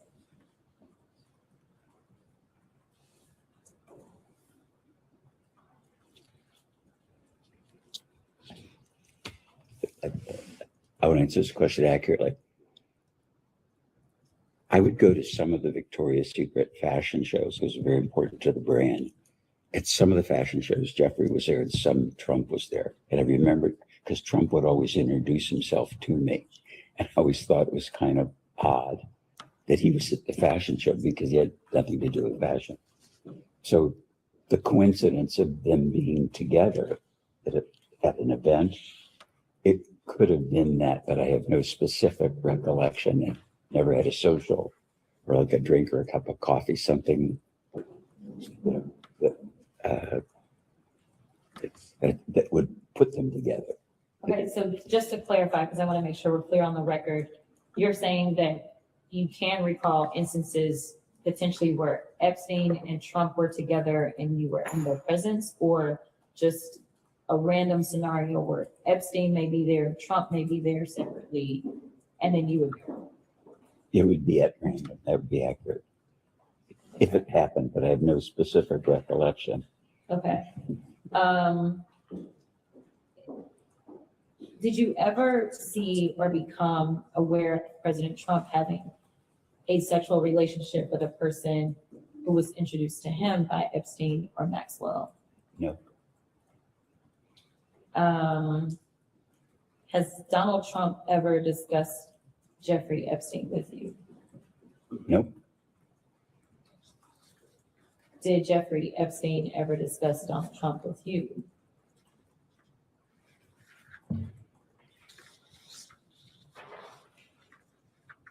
I would describe it, he would name drop it. So he would say things like, I know President Clinton, or I know the Pope, or I know God, or, or I know you. It was that kind of name dropping, but never, I can't remember a specific place, but Jeffrey dropped a lot of names. Okay. So to clarify, you believe he's specifically dropped Donald Trump's name? No, I'm saying it could have, and I don't remember. Okay. Did Epstein ever share any information with you about Donald Trump's sexual activities? No. Do you have a relationship with Donald Trump? No. But you've met him before. He introduced himself to me at the fashion show a couple of times, but I wouldn't say, hello, how are you? Like you say, met, like we knew each other. We don't know each other. He wouldn't, I'd be shocked if he remembered me. Okay. And I know that you specifically mentioned the island, that you have been to Jeffrey's Island. Do you recall seeing any of those persons that Jeffrey Epstein would name drop while you were on his island? No, nobody was there but Abigail, myself, Jeffrey, maybe somebody cutting grass or something. There was a maintenance person, I think, but I don't specifically recall. I know for sure I was there, Abigail was there, Jeffrey was there. And there wasn't anything abnormal about the appearance of the home on the island, and the reason that I asked, just to give you clarification on what I mean by abnormal, we've heard reports of people being thrown off when they walked into his home in New York because there was a massage table that was just sitting randomly in the middle of a room. Did you see anything like that when you visited any property that belonged to Jeffrey Epstein? Well, first to clarify, when we visited the island, there was like a Pueblo building, like maybe a a one room and a bathroom or something. It was pretty crummy. And the island was crummy. There were no trees, there was no sand, there was no beach. It was a kind of a peculiar thing. It was an island, but it was like a pile of rocks. It was just, I was kind of shocked that that anybody would buy it for any purpose. As far as seeing things, I never was in the house. I never at his house in New York. The house in Florida, we were there after he bought it because I mentioned with the couple, so I never saw a massage table or anything. Well, Thank you so much, Chairman. Thank you, Mr. Wexner, for your ability to answer a lot of questions. I think when you meet the survivors, it becomes incredibly personal, especially for women on this committee. So I appreciate it. But I'd like to introduce exhibit, I believe it's F. The article is titled "Jeffrey Epstein Made Regular Payments to Ohio State Head of Gynecology, Records Show," which is from a local affiliate. It's dated February 10, 2026. And we'll be able to get it to you. And it's about Dr. Landon.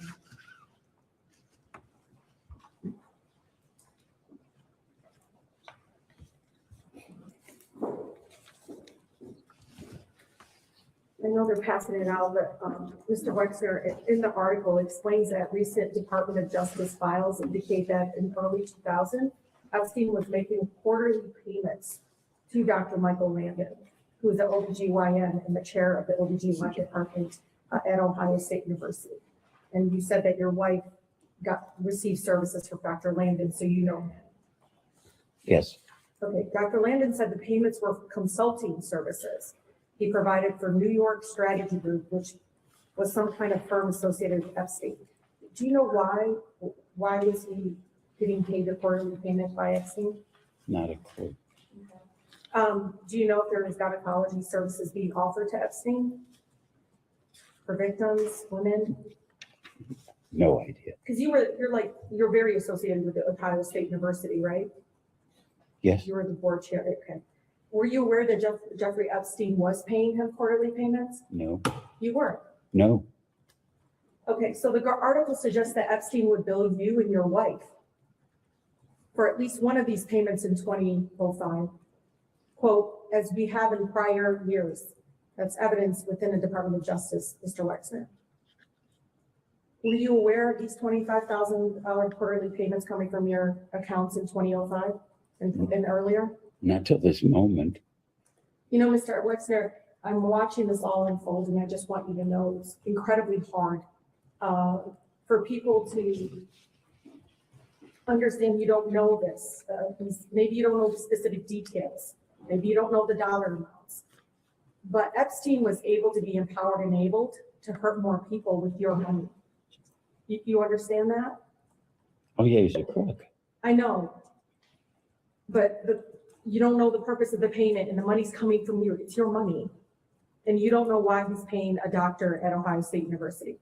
Sadly, I don't. Did you introduce him to Dr. Landon? No. How did he meet Dr. Landon? I wouldn't know that he met him. Because Abigail, your wife received services from Dr. Michael Landon. Yes, and so did my daughter. Okay. So was it a routine practice for the New York State Strategy Group's expenses to be paid by your accounts? I never heard of it. It's weird because it's your money going in to pay for this consulting services of another company. It's weird to me too. So Dr. Landon never talked to you about these Never. quarterly payments? Never. Something else that comes up, because one of the claims that you're saying is you're not close friends and everything, but some of us have access to the redacted emails. Some of us already, I think majority of us Sure. have gone down there. There is constant claims from survivors. Again, they're redacted from some of the communication directly with Maxwell or directly with other women that were helping Epstein. And your name comes up synonymously sometimes with Epstein. Did you know that? Well, I know it now. Well, they also said that you were lovers. And I know it's nothing to be ashamed of. I just want you to know. It's so crazy. No, it's nothing to be ashamed of. But it would explain, I think, the closeness that everyone consistently says. No one ever says you're not close. Is that like everyone says that you had a close relationship, that you and Epstein were close friends. Did you know that? Objection hearsay. Okay. I think, Mr. Wexner, could you provide us with the name of every registered legal entity? And this is important because if you don't know now, then give us the information. Help us find the people that hurt the girls with your money. I'm asking and urging you to, please. You started your business with your Aunt Ida's money. You don't want your legacy to be not just Epstein, but what is the guy's other's name? Dr. Richard Strauss? It's Richard Strauss, who also well, it doesn't matter. You were chair of the Ohio State University. You were the board chair at the time that he hurt other women, athletes on campus. This is to say to you, it's not only one person that hurt women, but now two that are affiliated with you directly. And I just want to urge you that if you don't know the answers to this, follow up with our committee, give us the information so we can find out who hurt the women and who benefited from it. So could you provide us with the name of every registered legal entity of which you were the beneficial owner between the start of your relationship with Mr. Epstein and his death? Can you provide that to the committee, sir? I would provide you with everything and anything I could to nail that Please son of provide a the bitch. entities' names, where they were registered, and the date of registration, and the names of whoever acted as the agent of those entities. Can I request that you just put that request in writing and direct it to me, and we'll take it And and respond it's to it. important because, Mr. Wexner, so you know, the women, the survivors told us to follow the money consistently. The other question, and this will be my last. You claim that you have been a victim and defrauded by Epstein, correct? Correct. Then why didn't you file charges, go after him? He used money to hurt girls and probably young men. Why didn't you do anything to recoup your name, which has been synonymous with Epstein? Do you know your name comes up in the emails among victims who never met you, but your name was used consistently? I'm not sure I understand what the question to The him is. question is, why didn't you file any charges against Epstein if you conned you of $200 million that we know of? Why didn't you go after him? Well, at the time I didn't know. But when you And found out, why didn't you go after him? Is it because he was a good friend? no, You had. my dad is probably laughing. You know, No, one of the I things, know. one of the things my dad told me that you don't get a pissing contest with an elephant. And running a public company for a long time, I'm not good at public relations or financial public relations. And so I would answer questions to analysts. I'd call people up and I'd tell them the truth. And what I learned in the course of my business career is whether it was my chief of staff, the company lawyer, personal lawyers, what should I do? And the advice is, let us handle it. You don't want to get ahead of this. So I'm happy that today is happening Good. because I want to help and I would do everything I can to nail that son of a bitch. And Because they might be hurting Please let more. him, please let him finish. and I can't tell you how much I value my own ethics, my own moral compass, that it has a true north. And what I think happened, now knowing about all the cons, is that Jeffrey would tell somebody that they were me or this was somebody else. Like, you and I've never met, right? I don't recognize you, but you're a congresswoman. I think, because, Yeah, I never met you, but you're all over the emails. yeah, but so I presume you're a congresswoman and I presume you're not a man in women's clothing. But I don't know what I didn't know. And Understand. this is, You know now, we can do something about it. oh yeah, So Wexner claims, you claim that you cut ties with Epstein in 2007, right? Okay. But you emailed Epstein, quote, Abigail told me the response, all I can say is I feel sorry. You violated your own #1 rule. Always be careful, end of quote. That was an email in 2008, Mr. Wexner. I know, I'm letting you know that the public knows. probably I was giving him the finger. Okay, that's it. Thank you. So, Wexner, just real briefly, did the FBI or Department of Justice ever directly speak to you about Epstein or Maxwell? Has the FBI or DOJ ever directly contacted you or spoken to you about Epstein? Not to my knowledge. Never. Never. And then finally, would you consider Donald Trump and Jeffrey Epstein friends or friendly? Would you classify them that way in the information that you have?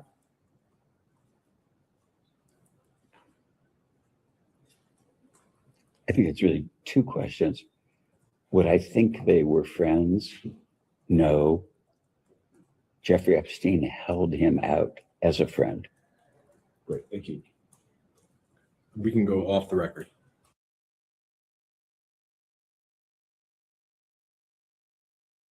We'll go back on the record. What's that? That is a microphone. Mr. Wexner, it is 1:17 in the afternoon. Our minority colleagues touched on a lot of different subject areas, and I just want to go back through and parse out some things. First, though, I want to enter as Exhibit 5 the letter from Les.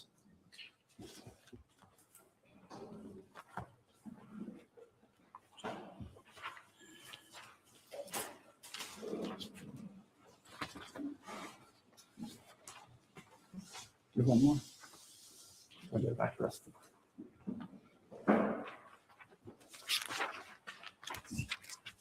This document is titled Letter from Les, General News directed to the Wexner Foundation community. I will stipulate to you, there's no date on here. The date it was posted on the website was August 8th, 2019. Do you guys have any reason to dispute that? In this letter that you wrote in August of 2019, you mentioned that you had, that Mr. Epstein had various well-known respected individuals as financial clients and in his inner circle. My question to you is, could you elaborate a little bit to who some of those financial clients were that you were aware of? Well, it says Epstein represented that he had that. He wouldn't know if he did or not. Were you aware of any of Mr. Epstein's other clients? Let me think.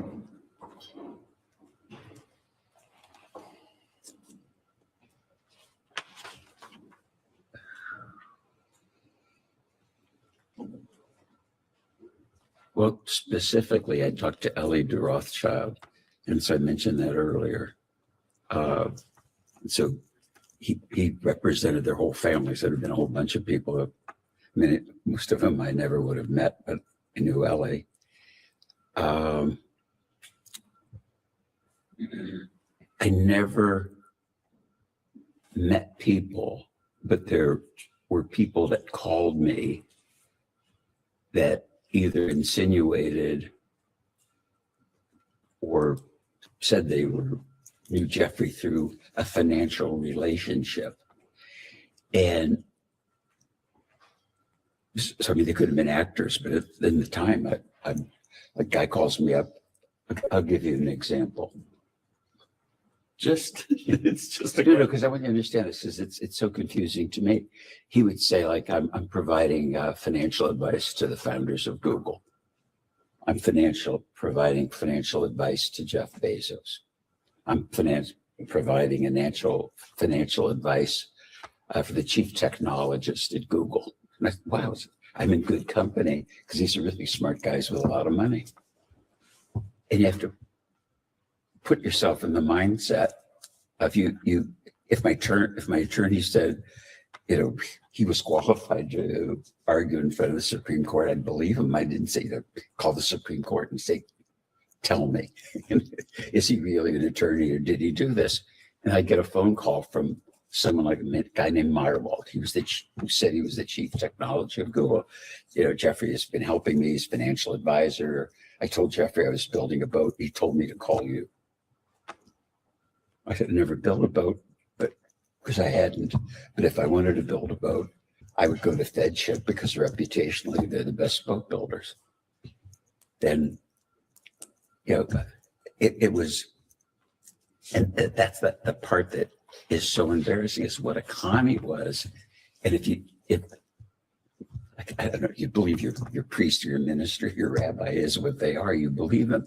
And people would, it was mostly phone calls that people would say, or if you'd bump into somebody, Jeffrey's my advisor, or Jeffrey's talked to me about stuff, or Jeffrey's helped me with financial things. I can't remember specifically, but as I look back at it, it was part of the con.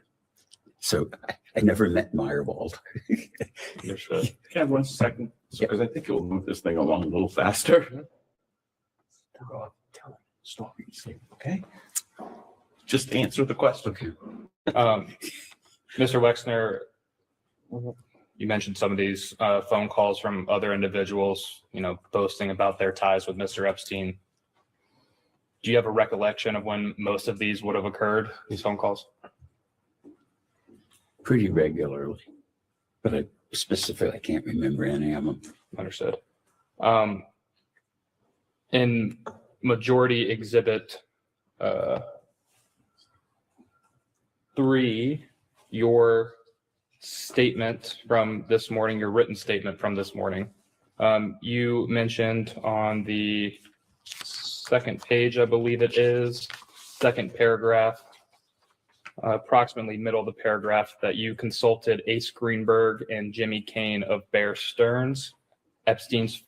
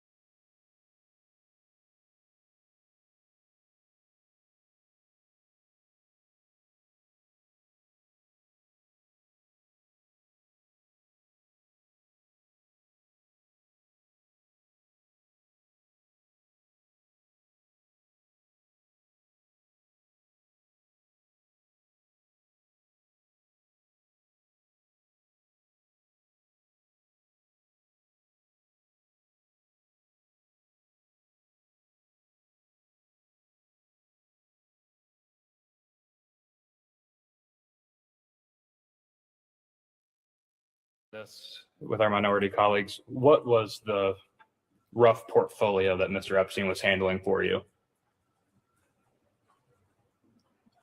Probably all my personal finance, houses, equipment, cars, just inventorying of stuff.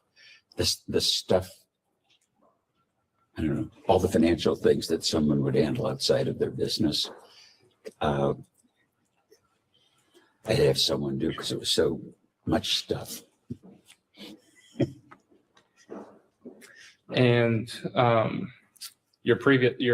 the financial advisor previous to Mr. Epstein, did that individual have power of attorney?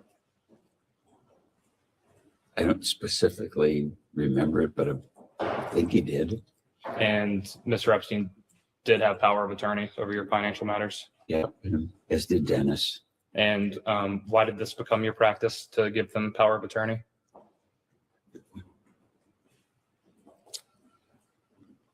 But so busy traveling so much, the papers had to be signed, tax returns filed.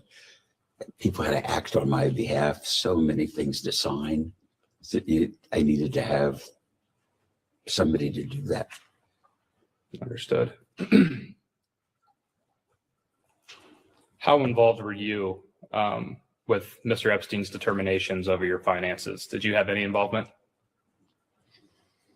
I'm confused, but what determinations mean?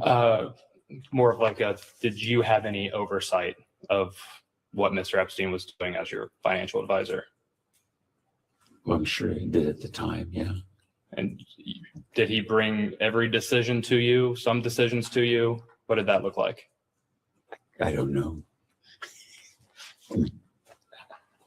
I was running a 20 division business and community responsibility. So if you ask me what the president of the university brought to me or what the head of the foundation, I can't remember, but I was involved in everything except just a lot of stuff.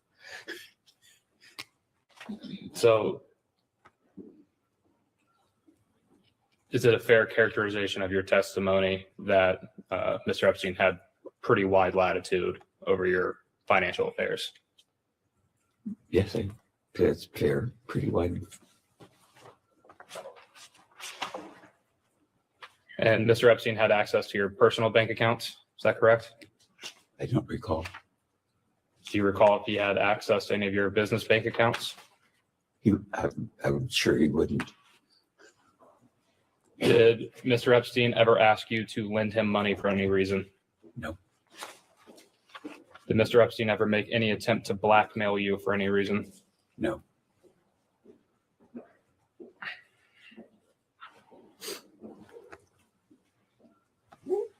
Did Mr. Epstein's control over your personal finances extend to any decisions that affected the rest of your family members?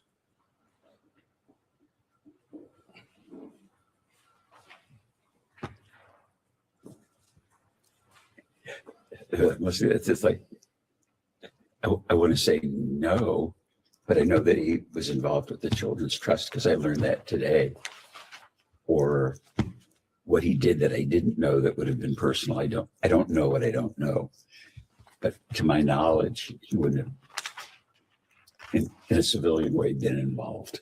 And just to clarify to your testimony earlier about setting up trust for your children, was Mr. Epstein who helped set up the trust for your children? I don't recall. Did Mr. Epstein handle any other financial decisions in regard to your children? Not that I'm aware of.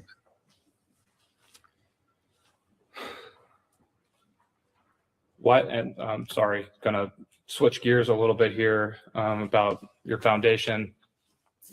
Why ultimately did Mr. Epstein become a trustee of your foundation?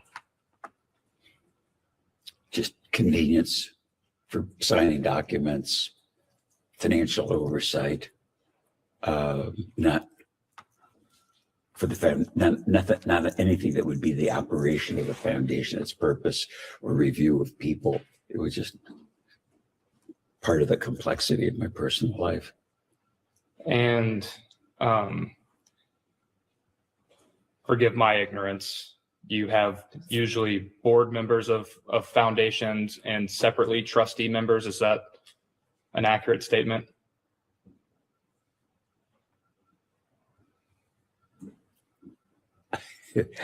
I wish I'm kind of ignorant too. I think we just had trustees. Okay.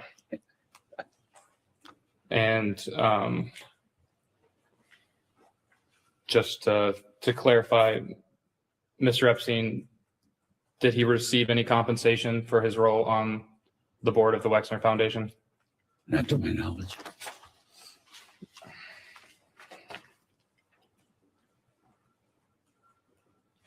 Do you recall who Mr. Epstein replaced on the board or how that board seat became available to him?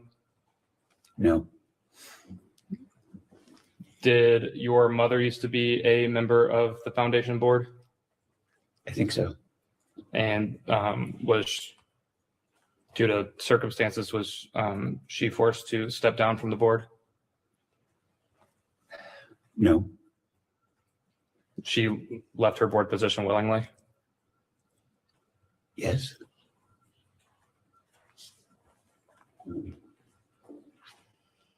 Was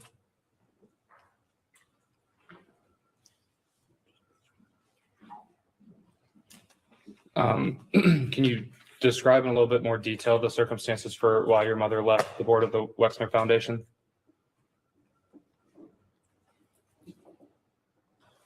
I don't recall. Probably age.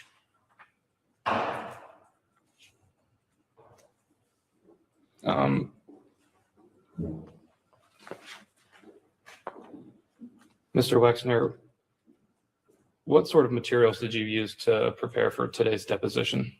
I'm going to object to anything that counsel showed him. That's my work product. Anything he reviewed on his own, he's welcome to testify about. A few documents and smart advice, like just answer questions. Yes or no. Don't discuss what your client, what your attorney told Yeah, I you. mean, nothing. The question was, Okay. Well, say it again. Um, I want to be honest. excuse me. What documents or other materials did you use in preparation for today's deposition? other than anything that your lawyer showed you, Oh, nothing. Are you aware of any litigation from your mother and the Wexner Foundation about her stepping down from the board? No, Was there any was there ever any pressure from Mr. Epstein to keep his position on the foundation's board? no,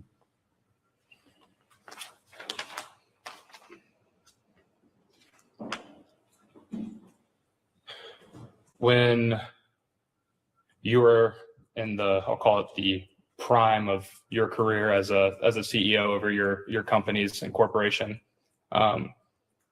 would you say that you were heavily involved in the operations of the company and its related entities? heavily isn't a big enough word.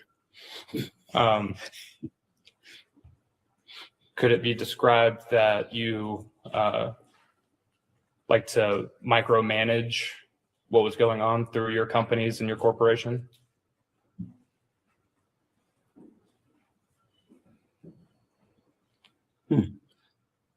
No. That was no, I would describe my involvement, and I don't think people that I worked with ever described me as a micromanager. But I was involved in so many things in the business. I love the business. And did you ever face any criticism from your corporation or its related entities about allowing Mr. Epstein to handle finances in any way? We never handled business finances, and no one in the business was critical of Jeffrey handling, his responsibilities to me personally. No one ever brought any concerns to you at all? Not that I recall.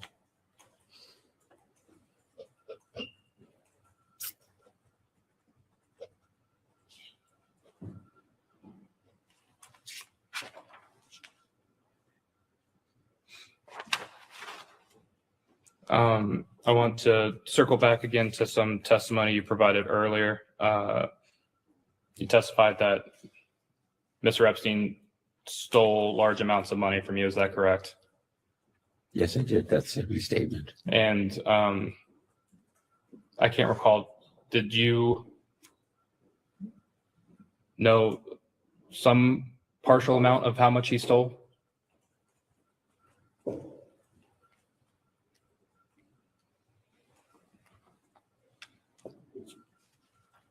Well, I didn't know he was stealing till after we discovered that he was a crook. And my wife's attorneys told me about. not what they told you, Okay. what you understood. What I understood. I only understood what they told me. Um, So I I didn't discover it or count it or whatever one would do. That's the essence of your question. Does $46 million sound like an approximation of the amount that you were alerted to after the fact? I don't remember specifically initially. Abigail just told me this is No, really not what Abigail told you, Okay. what you understand. what I understood. There was a large amount of money, and I didn't know the specific amount when it was first raised. And subsequently, I found out that it was at least $100 million. Does that represent the grand total of the amount that Mr. Epstein stole from you? I don't know. I don't think I'll ever know.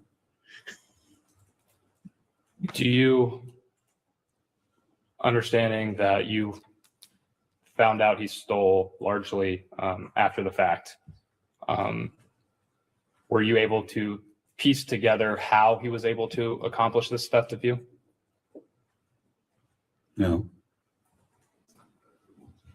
You never figured out if he was, say, embezzling funds of some sort, or how he would be allegedly embezzling funds of some sort? no.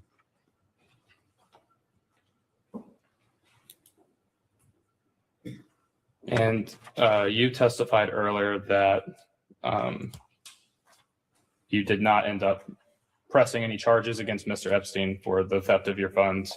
Could you briefly explain to me why, again, you decided not to? Advice of advisors. Advice of advisors.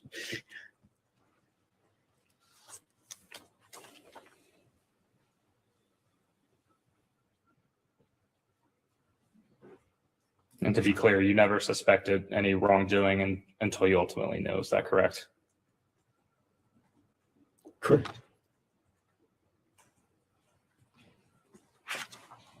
Did are you aware of any advisors fearing any type of retribution from Mr. Epstein if you pursued litigation over the theft of your funds? Say that again. Did your advisors have come to you with any fear of retribution from Mr. Epstein if you threatened litigation over the theft of your funds? No, I don't remember that at all. Are you aware of Elon Maxwell having any role in the theft of your funds? No. I want to move now to the New York City townhome, 9 East 71st Street. I believe you first purchased that home before Mr. Epstein lived in it. Is that correct? Correct. Do you remember the time period in which you would have bought it? Best guess?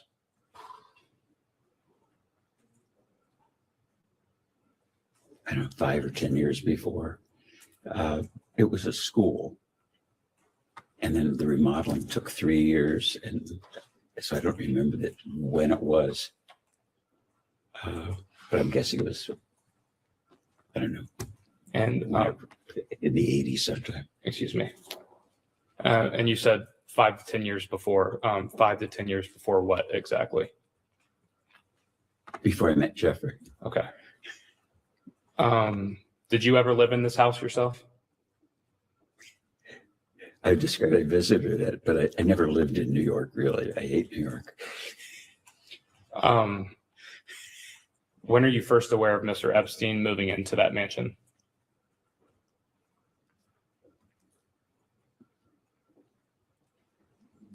Well, he moved in sometime after I sold it to him, but I don't know when that was. Would you be able to best guess when you sold the house to Mr. Epstein?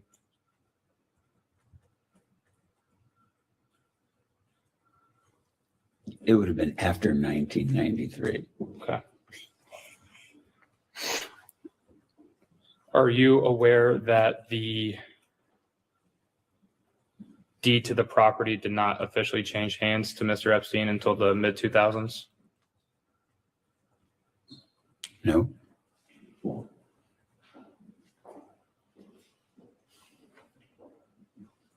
Do you recall how Mr. Epstein purchased this house from you? Pay, wrote a check, presume. And the sale of this townhome was at the time that Mr. Epstein was managing your personal finances. Is that correct? Correct. Is it possible that Mr. Epstein sold the house to himself without your knowledge? No, I would know, or I know, didn't know, of course, that he bought it. Did he approach you to buy that home? Yes.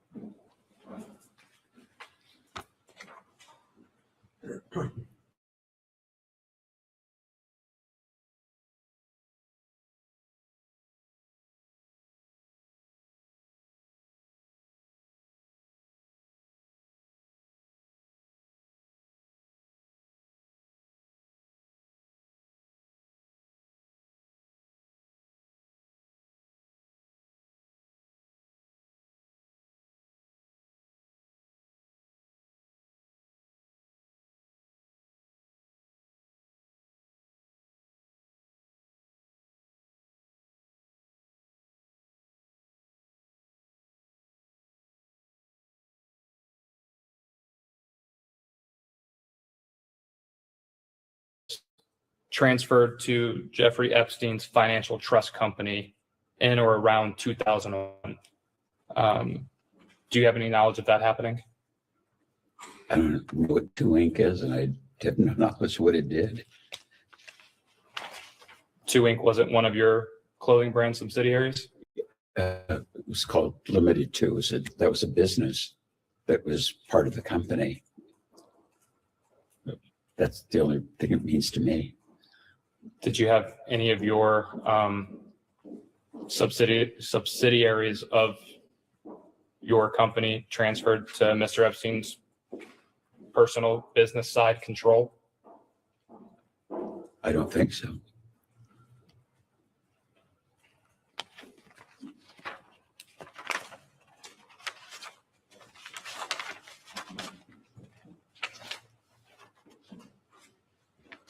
We previously, we'll switch gears on you again. We previously mentioned accusations from Maria Farmer, and there were a subsequent set of allegations from another individual. Are you aware of who Virginia Giuffre is? No. Familiar name, but I've heard it, but don't connect it to anything. Did you ever have any sexual contact of any kind with Miss Giuffre? No. Absolutely. I would have contact something I don't even know. Miss Giuffre has accused you of performing sexual acts with her multiple times. You dispute these allegations? She must be confused. No, it never happened.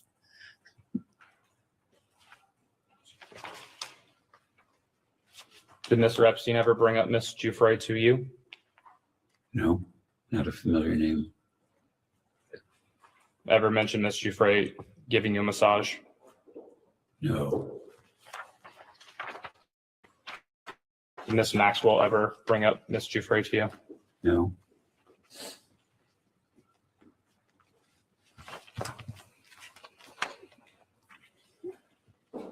What about her former maiden name, Virginia Roberts? Does that ring a bell to you? Never heard.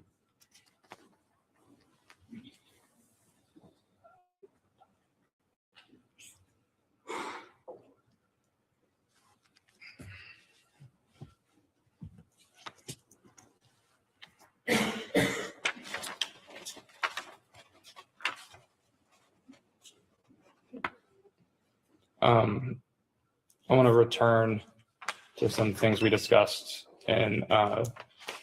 earlier in the day about travels with Mr. Epstein.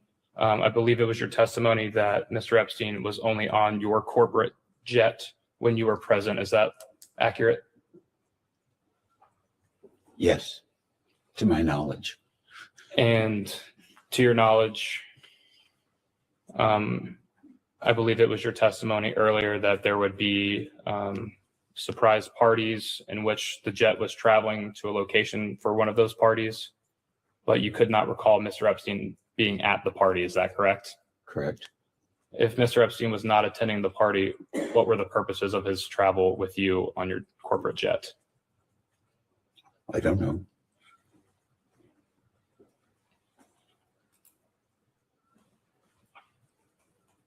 Do you have a rough estimation of how many times you would have traveled with Mr. Epstein on your corporate jet? I don't specifically recall any, but if it would have been